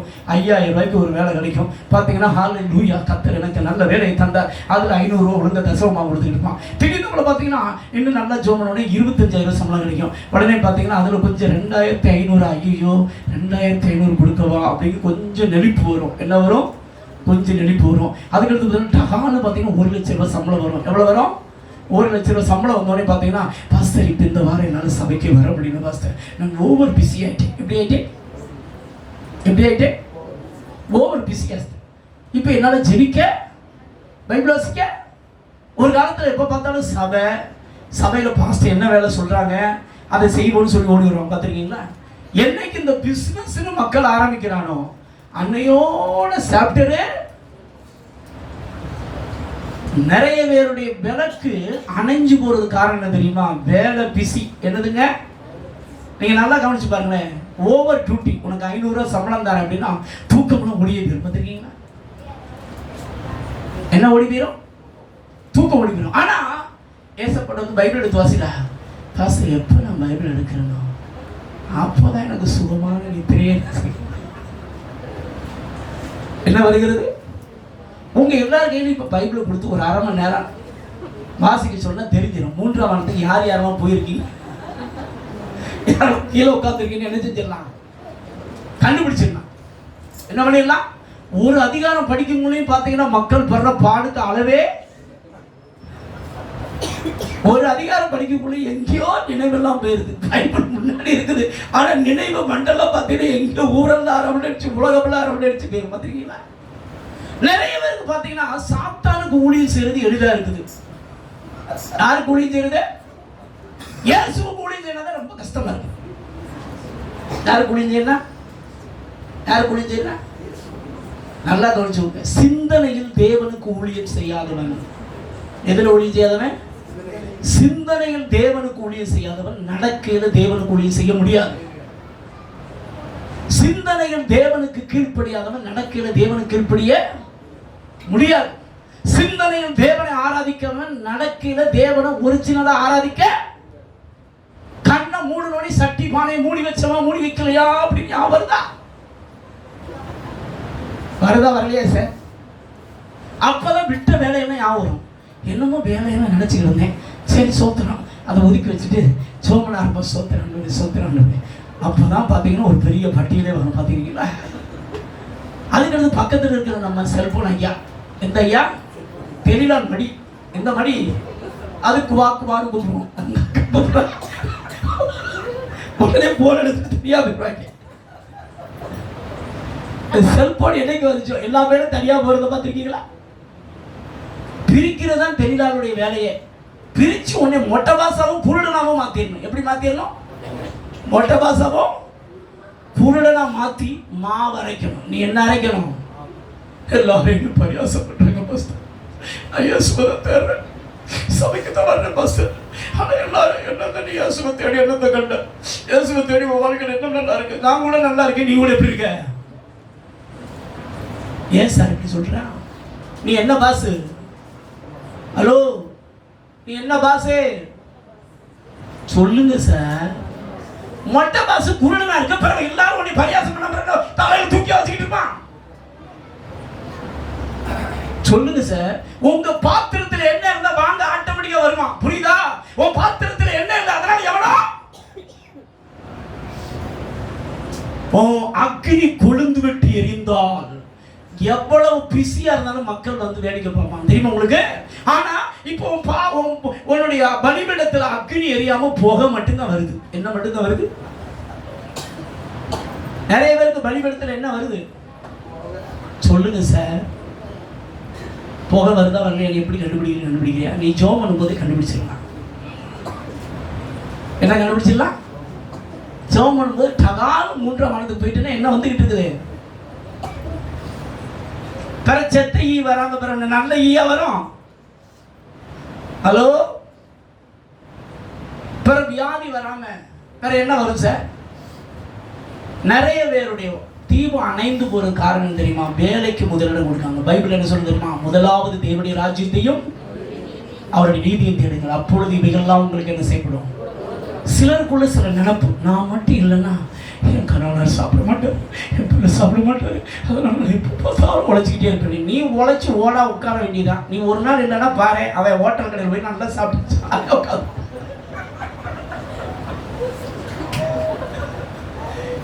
வரைக்கும் நினைப்பு பொழப்ப கிடைக்குது. நம்ம மட்டும் இல்லைன்னா என் பிள்ளை அப்படியே நடுவாட்டில் நீ இல்லைன்னா அவன் சூப்பராக உட்காந்து. இது தெரிய மாட்டேங்குது. ஆனா பேச்சு மட்டும் பாத்தீங்கன்னா இல்லைன்னா அப்படியே நடுரோட்ல நின்றுவாங்களாம். என்னத்தை சொல்றது தெரியல. சரி விடுங்க, நமக்கு இப்ப நேரம் இல்லை. சரிதானா? அடுத்து முதலாவதாக மரக்காலால் என்ன செய்யப்பட்டிருக்குது? மூடப்பட்ட பாத்திரம். இரண்டாவது லூக்கா எழுதின சுவிசேஷம் 8ஆம் அதிகாரம் 16ஆம் வசனம் வாசிங்க பார்க்கலாம். மரக்கால் என்பது முதலாவது வேலை, வியாபாரம், பிசினஸ். இதுல நீங்க மூழ்கிட்டீங்க அப்படின்னா உங்க தீபம் எரியாது. அதனால அதுல மூழ்காம கர்த்தருக்கு முதலிடம் கொடுங்க. அல்லேலூயா. அப்படி கொடுத்தீங்கன்னா கர்த்தர் உங்கள் தீபத்தை எரிய வைப்பார். அடுத்து விளக்கை கொளுத்தி பாத்திரத்தினால் என்ன செய்ய மாட்டானா? மூட மாட்டான். இந்த பாத்திரம் என்பது எதை குறிக்குது அப்படின்னு கேட்டீங்கன்னா குடும்ப வேலையை குறிக்குது. காலை முதல் இரவு வரைக்கும் பார்த்தீங்கன்னா சில தாய் குழந்தைகள் உண்மையிலேயே நீங்க இல்லைன்னா நாங்கள் சாப்பிட மாட்டோம், அதில் எந்த டவுட்டுமே கிடையாது. எங்களை சாப்பிட சொன்னாலும் எங்களுக்கு சாப்பிட வராது. சரிதானே? ஆமாம். என்னெல்லாம் பார்த்தீங்கன்னா எனக்கு சோறை தவிர வேறு ஒன்றும் ஆக்க தெரியாது. நான் கற்றுக்கிறது விரும்புறதில்லை. ஏன் விரும்புறதில்லை தெரியுமா? இப்போ உள்ள பெண்கள்கிட்ட வந்து சமையல் கட்ட கற்றுக்கிட்டோம், விட்டுட்டு அப்பா வீட்டுக்கு ஓடி போயிடுறாங்க. ஆத்துக்காரர் தான் பிள்ளைய வளர்க்க வேண்டியிருக்கும், ஸ்கூலுக்கு அது வேண்டியிருக்கும், எல்லா வேலையும் பண்ண வேண்டியிருக்கும். அதனால என் மனைவிக்கு நல்லாவே தெரியும், இவருக்கு வேற ஒன்றும் தெரியாது, அதனால வீட்டுக்கு போனால் ஓடி வந்துருவா. அல்லேலூயா. நான் எங்கேயாவது கல்யாணம் வீட்டுக்கு போனால் முதல்ல ஆத்துக்காரருக்கு சொல்ல ஆலோசனை என்ன தெரியுமா? உனக்கு சமைக்க தெரியும், பொண்டாடிக்கு தெரிஞ்சிச்சு, நீ தொலைஞ்ச மகனே. என்ன அதோட சாப்பிட்டதே முடிச்சு அவங்களுடைய சமைக்க வச்சு நீ பார்க்க வேண்டியது. அதனால சமைக்க தெரியாத மாதிரி நடிச்சிரு, வாழ்க்கையில பிழைச்சிரு. சரி, நம்ம ஆட்கள் வாங்கயா மார்த்தாலை குறித்து லூக்கா எழுதின சுவிசேஷம் 10ஆம் அதிகாரம் 38 இருந்து கடைசி 42 வரைக்கும் வாசித்து பார்த்தீங்கன்னா, மார்த்தாலே நீ அநேக காரியங்கள் குறித்து என்ன செய்கிறாய்? கவலைப்பட்டு கலங்குற. தேவையானது ஒன்றே, மரியாள் தன்னை விட்டு எடுபடாத நல்ல பங்கை. நிறைய பேர் பார்த்தீங்கன்னா காலையிலேருந்து சாயந்தரம் வரைக்கும் அந்த வேலை, காலையில் டிஃபனு, மத்தியானம் சாப்பாடு, சாயந்தரம் பழவடிக்கு பார்த்தீங்கன்னா டிஃபனுன்னு சொல்லி நிறைய பேர் ஓஞ்சி போகிறீங்க. இப்படியே ஓஞ்சி போகிறனால நீங்கள் பெற்றதான அந்த ரட்சிப்பு, நீங்கள் பெற்றதான அந்த அபிஷேகம், நீங்கள் பெற்றதான கிருபை என்ன செய்ய தெரியுமா? அடைஞ்சு போகும். அதனால அதுக்கு முக்கியத்துவம் கொடுக்காம கர்த்தரை தேடுவதற்கு என்ன கொடுங்க? முக்கியத்துவம் கொடுங்க. அல்லேலூயா. வேதத்தில் லூக்கா எழுதின சுவிசேஷம் 8ஆம் அதிகாரத்தில் பார்த்தீங்கன்னா முள்ளுள்ள இடங்களில் விதைக்கப்பட்ட விதை அப்படின்னு போட்டுருக்கோம். அந்த முள்ளுள்ள இடங்களில் விதைக்கப்பட்ட விதை பார்த்தீங்கன்னா இப்பிரபஞ்சத்தின் கவலை, ஐஸ்வர்யத்தின் மயக்கம், சிற்றின்போ, இந்த முள்ளெல்லாம் நெருக்கி போட அவர்கள் பலனற்று போவார்கள் என்று வேதம் சொல்கிறது. அதனால தேவ பிள்ளையே, உன் வாழ்க்கையில எப்போ பார்த்தாலும் சமையல், எப்போ பார்த்தாலும் சாப்பாடு, எப்போ பார்த்தாலும் இதுலயே உட்கார்ந்து இருக்காம கர்த்தருக்கு கொடுக்க வேண்டிய நேரத்தை என்ன செய்யணும்? கொடுக்கணும். சமைப்பது பாவம் அல்ல. கர்த்தர் வந்து அவர்கிட்ட சொன்னது வந்து சமைப்பது பாவமா சொல்லல. அதாவது நான் வந்திருக்கிற கொஞ்ச நேரத்துல நீ எனக்கு முதலிடம் கொடு, அதுக்கு பிறகு நான் போன பிறகு நீ சமையல்ல என்ன செய்யலாம்? மூழ்கலாமே அப்படின்னு தான் கர்த்தர் சொன்னார். அல்லேலூயா. அப்ப நீங்க வந்து ஒரு 3 வேளை தானியலை போட்டு டைத்தை ஃபிக்ஸட் பண்ணணும். சரிதானா? அந்தி சந்தி மத்தியான வேலை. இந்த டைம் அப்படின்னா நான் ஜெபம் பண்ணுவேன், இந்த டைம் அப்படின்னா நான் என்ன செய்வேன்? பைபிள் வாசிப்பேன் அப்படின்னு ஒரு தீர்மானம் எடுத்து அந்த நேரத்துல எந்த போன் வந்தாலும் போன் என்ன செய்யக்கூடாது? பேசக்கூடாது. இந்த நேரமா அந்த சகோதரி ஜெபம் பண்ணி இருப்பாங்க, போன் என்ன செய்ய மாட்டாங்க? அட்டன் பண்ண மாட்டாங்கன்னு நம்மளை குறித்து சாட்சி சொல்லணும். ஆனா நம்ம ஆட்களை குறித்து என்ன சாட்சி வருது தெரியுமா? அவள நீ எப்ப போன எடுத்தாலும் எடுத்துருவா, சரிதானா? நீ கூப்பிடலாம் மாப்பிள அப்படின்னு கூப்பிடுறாங்க. நம்மளை குறித்து என்ன சாட்சி வருது? பாலியங்கிச்சோ மிகப்பெரிய ஊழியக்காரர். ஆனால் அவர் ஜெபம் பண்ணிக்கும் போது அந்த நாட்டு பிரதமரே கூப்பிட்டாராம், ஆனால் அவர் அட்டன் பண்ணலை. அவர் ஜெபம் பண்ணிக்கிட்டு இருக்காரு. அவருடைய அசிஸ்டன்ட் அட்டன் பண்ணி எங்கள் ஊழியக்காரர் என்ன பண்ணிக்கிட்டு இருக்காரு? ஜெபம் பண்ணிக்கிட்டு இருக்காரு. முடிஞ்ச பிறகு தான் பேசுவார் அப்படின்னாரு. அதனால கர்த்தர் உயர்த்தினார். நீ யாருக்கு முதலிடம் கொடுக்குறீங்க? வேலைக்கு முதல்ல உலக வேலைக்கு நிறைய பேர் வேலை கொடுத்து இருக்கிற தீபம் என்ன செய்ய போகுது? அணைஞ்சு போகுது. சிலர் வீட்டு வேலைக்கு முதலிடம் கொடுத்து தீபம் என்ன செய்யுது? அணைஞ்சு போகுது. ஆண்டவர் சொல்றாரு ஒன்றுக்கும் கவலைப்படக்கூடாதுங்க. ஆனா நம்ம ஆண்டவர் ஒன்று விடாம கவலைப்படுறாங்க. எப்படி கவலைப்படுறது? தாய் குழந்தைகளை போய் கேட்டீங்கன்னா தான் தெரியும். சரிதானா? அவங்கள போல கவலைப்படுறது யாரையுமே என்ன செய்ய முடியாது? இருக்கிறதே கவலைப்படுற ஆத்மா யார் தெரியுமா? கிறிஸ்தவை மட்டும்தான். தெரியுமா உங்களுக்கு? ஹலோ, அதனாலதான் உலகத்துக்காரன் பார்க்கறான், நம்ம கூட நல்லா இருக்கு, நம்ம கூட எப்படி இருக்கோம், நல்லா இருக்கா, இவன் தான் ரொம்ப கஷ்டமா இருக்கா, அதனால அவன் ஏசு வேண்டான்னு ஓடி போயிட்டான். இந்த கொடுமை எங்க போய் சொல்றேன்னு எனக்கு தெரியல. ஹலோ, உங்க பாத்திரம் எப்படி இருக்குது? மூன்றாவதாக லூக்கா எழுதின சுவிசேஷம் 8ஆம் அதிகாரம் 16 வசனம். நம்ம இதோட முடிக்க போறோம். வாசிக்க பார்க்கலாம். ஒருவன் விளக்கை கொளுத்தி அதை ஒரு பாத்திரத்தினால் மூடவும் மாட்டான், கட்டிலின் கீழ் வைக்கவும் மாட்டான். உள்ளே பிரவேசிக்கிறவர்கள் அதன் வெளிச்சத்தை காணும்படிக்கு அதை எதன் மேல் வைப்பாங்களா? விளக்கு தண்ணின் மேல் வைப்பாங்கன்னா இது மாதிரி டேபிள்ல என்ன செய்யணும்? வைக்கணும். மூன்றாவது இருக்கிற ஒரு இந்த தீபம் அணைஞ்சு போறதுக்கு காரணம் தெரியுமா? அந்த விளக்கு அணைஞ்சு போற காரணம் தெரியுமா? கட்டிலின் கீழ் உள்ள விளக்கு. இது என்ன விளக்குங்க? இது எது அடையாளம்னா, இது தூக்கம், கண்ணு திரையின் ஆவி. என்ன ஆவிங்க? நிறைய பேர் இன்னைக்கு என்கிட்ட சொல்றது என்ன தெரியுமா? பல சபைகளுக்கு ஆண்டவருடைய கிருபையினால ஆவியனுடைய பலத்தினால போறேங்க. அநேகர் சொல்றது தெரியுமா? பாஸ்டர், இப்போ எனக்கு ஜோமனை உட்கார்ந்தாலே கொட்டாவே என்ன செய்யுது பாஸ்டர்? வருது பாஸ்டர். பைபிள் வாசித்தாலே எனக்கு என்ன வருது? கொட்டாவே வருது பாஸ்டர். இது வேற ஒன்றும் கிடையாது, கண்ணு திரையின் ஆவி. என்ன ஆவிங்க? கண்ணு திரையின் ஆவியினால் நீ பிடிக்கப்பட்டா உன்னால ஜெபிக்கவே முடியாது. Very very dangerous. கட்டிலின் கீழ் உள்ள விளக்காக நீ இருப்பாய் என்றால் நீ வெளிச்சம் கொடுக்கவே முடியாது. நீங்க வெளிச்சம் கொடுக்கணும் அப்படின்னா நீங்க எது மேல இருக்கணும்? தேவன் மேல இருக்கணுங்க. தயவுசெய்து சொல்றேன், அதிகாலையில் என்னை தேடுகிறவன் என்ன செய்வான்? கண்டறிவான். கர்த்தரை தேட வேண்டிய நேரம் தேடுங்க. ஆனா நிறைய பேர் 5 மணிக்கு புரட்ட விட்டு என்ன செய்யறாங்க? தூங்குறாங்க. பிறகு கண்ணு திரை நாவி பிடிக்காம என்ன முடியும்? காலை தோறும் தான் மன்னா புதுசா கிடைக்கும். என்ன கிடைக்கும்? காலை தோறும் தான் அவருடைய கிருபை புதிதாக கிடைக்கும். காலையில் எழுந்து நல்லா கர்த்தரை சோத்திரம் பண்ணி மகிமைப்படுத்தி கிருபையின் மேல் கிருபை, மகிமையின் மேல் மகிமை, அபிஷேகத்தின் மேல் அபிஷேகம் என்ன செய்யணும்? பெற்றுக்கொள்ளணும். கர்த்தர் இதை தர விரும்புகிறார். எல்லாரும் எழுந்து நிற்போமா? இப்ப கர்த்தர் உங்கள் ஒவ்வொருவரையும் அவருக்காக பயன்படுத்துகிற ஒரு பாத்திரமாக, எஜமானன் வரும்போது அவருக்காக நீங்க பிரகாசிக்கிற ஒரு பாத்திரமாய் வாழும்படியாக கர்த்தர் இப்போ உங்களை நிரப்ப விரும்புகிறார். யார் யாரெல்லாம் பாத்திரத்தை அடைச்சி இயேசு வரும்பொழுது மத்திய ஆகாயத்துல பறக்க நினைக்கிறீங்களோ அவங்களாம் கைகளை உயர்த்துங்க பார்க்கலாம். கைகளை உயர்த்தி ஆண்டவர் இறுதியாக ஒரு கேள்வியை கேட்க சொல்றார். திறப்பில் நிற்கவும் சுவரை அடைக்கவும் தக்கதாக ஒரு மனிதனை தேடினேன், ஒருவனின் காணின் என்று அங்கலாய்க்கிறவனாக அலைந்து வந்திருக்கிறார். தேவ ஆவியானவர் இப்போ உன் பாத்திரத்தில் இருக்கிற எல்லா ஓட்டை பகுதியில் அடைச்சி கர்த்தர் உன் வாழ்க்கையில முந்தின சீருக்கு கர்த்தர் உன்னை கொண்டு வர விரும்புகிறார். முந்தின ஸ்தானத்துக்கு உன்னை கொண்டு வர விரும்புகிறார். கர்த்தர் உன்னை பயன்படுத்த விரும்புகிறார். நீ இழந்து போன அபிஷேகம், நீ இழந்து போன கிருபை, இழந்து போன வல்லமையை தர விரும்புகிறார். அப்பொழுது நீ வருகையிலும் போவ மற்றவங்களை நீ ஆயத்தப்படுத்த முடியும். கரங்களை உயர்த்தி ஆண்டவரே, என் பாத்திரத்துல நிறைய அழுக்கு இருக்குப்பா, உங்களுடைய ரத்தத்தினால, உங்களுடைய வார்த்தையினால, உங்களுடைய ஆவியினால கழுவுங்க. சொல்லுங்க பார்க்கலாம். உள்ளு புறமா கழுவுங்க ஆண்டவரே. என் பாத்திரத்துல நிறைய கீரல் இருக்கு ஆண்டவரே. உங்களுடைய ரத்தத்தினால, உங்களுடைய வார்த்தையினால, உங்களுடைய ஆவியினால பாத்திரத்தில் இருக்கிற எல்லா கீரல்களையும் உள்ளு புறமா அடங்கி ஆண்டவரே. சொல்லுங்க பார்க்கலாம். அடங்கி ஆண்டவரே. அப்பா, அது போல என் பாத்திரத்தில் நிறைய ஓட்டை இருக்குப்பா. உங்களுடைய ரத்தத்தினால, உங்களுடைய வார்த்தையினால, உங்களுடைய ஆவியினால எல்லா ஓட்டை பகுதியில் அடைச்சிருங்க ஆண்டவரே. அடைச்சிருங்க ஆண்டவரே. எனக்கு ஆண்டவர் ஒரு காரியத்தை சொல்ல நிறைய வேலைகள்ல சாத்தான் ஓட்டை போடுறான். ஆனா நம்மளே சில வேலை நமக்கு நாமே சூனியம் வச்சுக்கிறோம்னு கத்த சொல்றாரு. மனம் திருப்பு ஆண்டவர்கிட்ட. ஏசப்பா, எனக்கு நானே ஓட்டையை போட்டுக்கிட்டு ஆண்டவரே, என் பாவத்தை மன்னிச்சிருங்க. சொல்லுங்க பார்க்கலாம். என் மீறுதலை மன்னிச்சிருங்க. என் அக்கிரமத்தை மன்னிச்சிருங்கப்பா. என்னுடைய ரத்தத்தினால கழுவுங்கப்பா. சொல்லுங்க பார்க்கலாம். என்னுடைய ரத்தத்தினால், உங்களுடைய வார்த்தையினால், உங்களுடைய ஆவியினால உள்ளும் புறமா கழுவி சுத்திகரித்து அடங்கி ஆண்டவரே. அப்பா, மணவாளன் வரும்பொழுது என் விளக்குல என்ன இருக்கணும்? சொல்லுங்க பார்க்கலாம். மணவாளன் வரும்பொழுது பாத்திரத்துல என்ன இருக்கணும்பா? இன்று முதல் நீ கொடுக்கிற கிருபையை நான் காத்துக்கொள்ள என்னை ஒப்பு கொடுக்கிறேன்.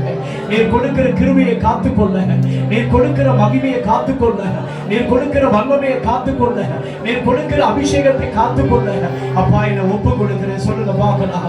இப்ப யாரும் கைதட்ட வேண்டாம். ஒப்பு கொடுக்கிற நேரம். கரத்தை உயர்த்தி ஆண்டவரே, என்னை அர்ப்பணிக்கிறேன். நான் உமக்கு பிரயோஜனம் உள்ள ஒரு பாத்திரமாக, எஜமானனுக்கு பிரயோஜனம் உள்ள ஒரு பாத்திரமாக பரிசுத்தமாக்கப்பட்டதோ அப்பா, எஜமானனுக்கு உபயோகமுள்ள ஒரு பாத்திரமாய் வாழ விரும்புகிறேன். சொல்லுங்க பார்க்கலாம், விரும்புகிறேன்.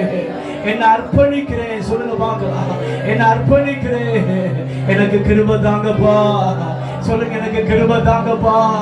உம்முடைய வருகையில நான் பறக்கணும்பா, நான் ஆயத்தமாகணும்பா, நிறைய ஆத்துமாக்கள் ஆதாயம் பண்ணணும்பா. அந்த அபிஷேகத்தை எனக்கு வைங்க ஆண்டவரே. கேளுங்க பார்க்கலாம், அந்த அபிஷேகத்தை வைங்க. கர்த்தர் வந்துட்டாருங்க, கர்த்தர் வந்துட்டாருங்க, ஆவியானவர் வந்துட்டாருங்க. இப்ப கர்த்தர் உங்களை நிரப்பும்படி இறங்கி வந்துட்டாரு. இது வரைக்கும் இல்லாத அபிஷேகத்தை கர்த்தர் தரும்படியாக, வருகையில நீ காணப்படும்படியாக கர்த்தருடைய ஆவியானவர் இப்பொழுது இறங்கி வருகிறார். Thank you, thank you, thank you holy spirit, thank you Jesus, thank you lord, thank you master. இப்ப கர்த்தர் இறங்கி வர்றாருங்க. இப்ப உங்க பாத்திரத்தை நிரப்புறாருங்க. தாகம் உள்ளவன் மேல் தண்ணீரையும் வறண்ட நிலத்தின் மேல் ஆறுகளை ஊற்றுவேன் என்று சொன்ன ஆண்டவர் உன் வாழ்க்கையில் இருக்கிற எல்லா கனனத்திரையின் ஆவியை கர்த்தர் இப்ப உன்னை விட்டு அப்புறப்படுத்துகிறார். கனனத்திரையின் ஆவியை அப்புறப்படுத்துங்க. சொல்லுங்க பார்க்கலாம், என் வாழ்க்கையில் இருக்கிற பிணைய மன்னிங்க. சொல்லுங்க பார்க்கலாம், பிணைய மன்னிங்கப்பா.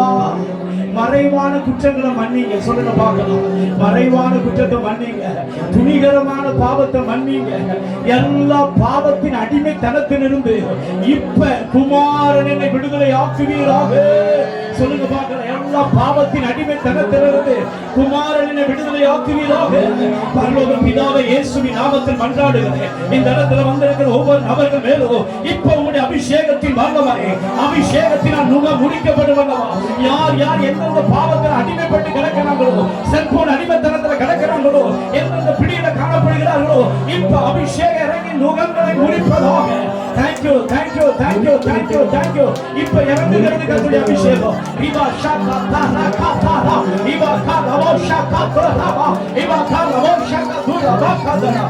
ஹalleluya.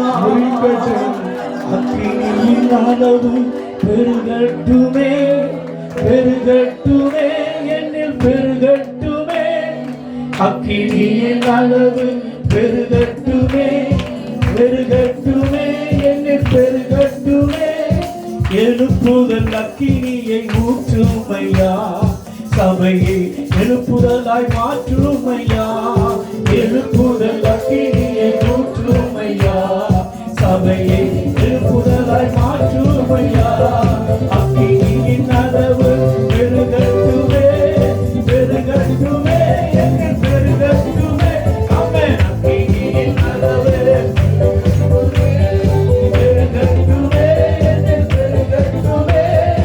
எழுப்புதல் அக்கினியை ஊற்றுமையா, சபையை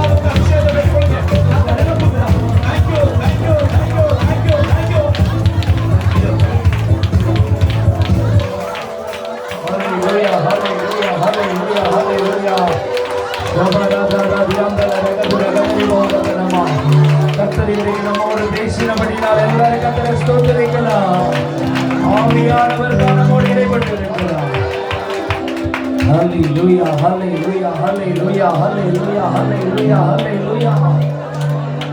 எபிரேயர்ல வாசிக்கிறோம், கர்த்தர் சிற்றியாத புத்திரன்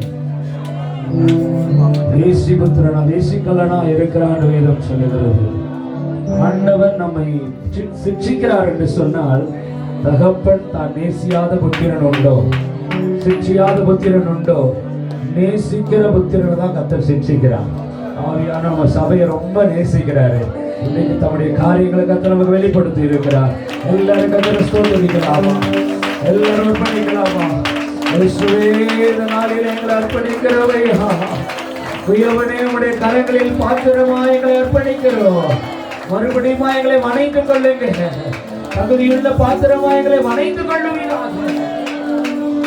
எங்களுக்கு என்ன காரியம் குறைவுள்ளது என்று அறிந்து எங்களோடு கூட நீ பேசினீர். அன்றைக்கு ஒரு மனிதன் ஆண்டவரிடத்தில் வந்து சொல்ற, நல்ல போதகரே, நித்திய ஜீவனை அடைவதற்கு நான் என்ன செய்ய வேண்டும்? ஆண்டவர் அவன்கிட்ட சொல்றாரு, இதெல்லாம் நீ கடைபிடிக்கணும். நான் சிறு வயது முதல் நான் கடைபிடிக்கிறேன். ஆண்டவர் இடத்துல சொன்ன ஒரு காரியம், இன்னும் ஒரு குறை உண்டு.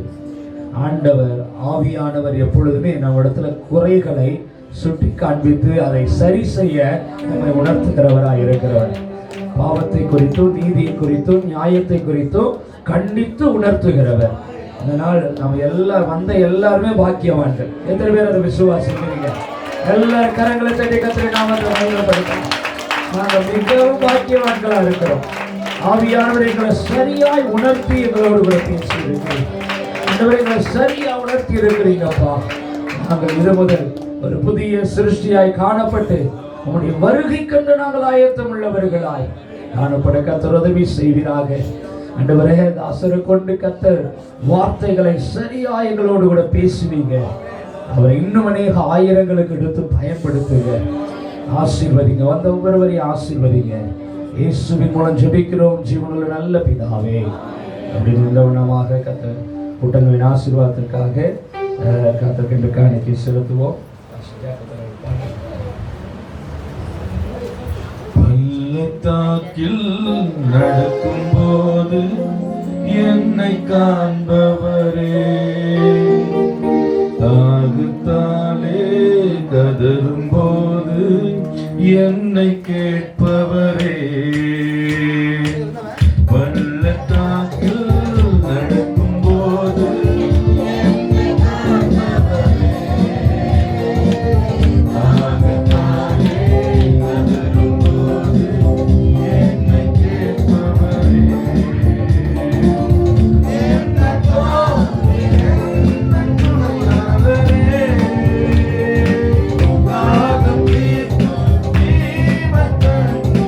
Yeah.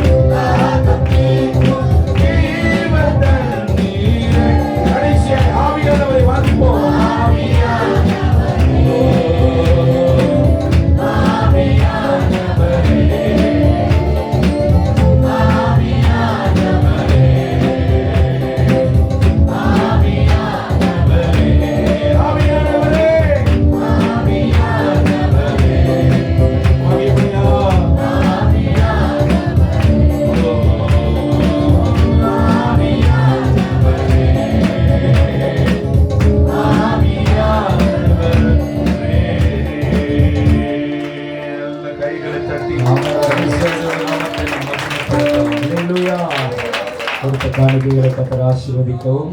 இந்த கூட்டத்தை 3 நாட்கள் தேவன் ஆசீர்வாதமாய் நடத்தி கொடுத்தார்.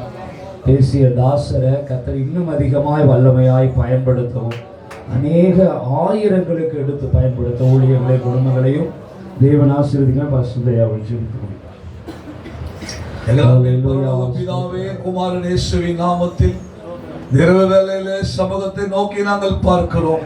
இந்த கர்மேலிலே ஆண்டவரே 3 நாட்கள் ஆண்டவரே விடுதலை இந்த நற்செய்தி பெருவிழாவிலே ஆண்டவரே வந்த 3 நாட்கள் வந்த எல்லா கர்த்தருடைய பிள்ளைகளை 1000 மடங்கு தேவன் ஆசீர்வதியும்.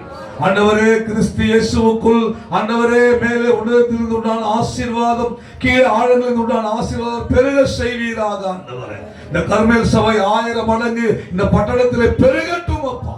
ஊழியக்கார மனைவி பிள்ளைகளை கோடா கோடியாய் வர்த்திக்க செய்வீராக. ஆண்டவரே 3 செய்தி கொடுத்த ஆண்டவரே உடைய தேவதாசனுக்காக ஸ்தோத்திரம். அவரை கொண்டு தேசத்திலே ஆண்டவர் பயங்கரங்களை செய்வீராக. மோசேயை பார்த்து ஆண்டவர் சொன்னீர், மோசே இந்த பூமி எங்கும் எந்த ஜாதிகளிடத்திலும் செய்யப்படாத காரியத்தை நான் உன்னோடு கூட இருந்து செய்ய போற காரியம் பயங்கரமாய் இருக்கும் என்று சொன்னீர். உம்முடைய தாசனை கொண்டு வெளியரங்கமான அற்புதத்தை ஆவியானவர் செய்வீராக.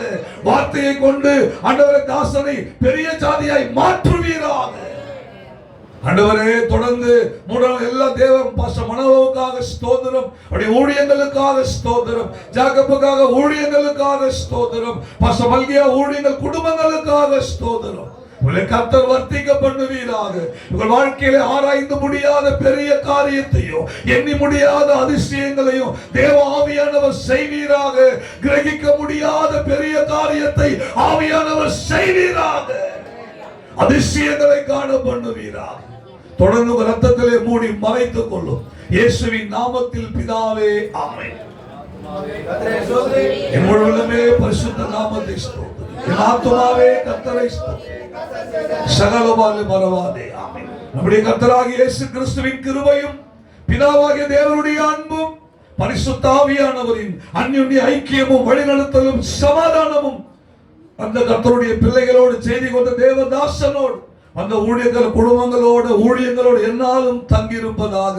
ஆமென். அல்லேலூயா, அல்லேலூயா, அல்லேலூயா. கர்த்தராகிய இயேசு கிறிஸ்துவின் இரத்தம் ஜெயம். கர்த்தராகிய இயேசு கிறிஸ்துவின் இரத்தம் ஜெயம்.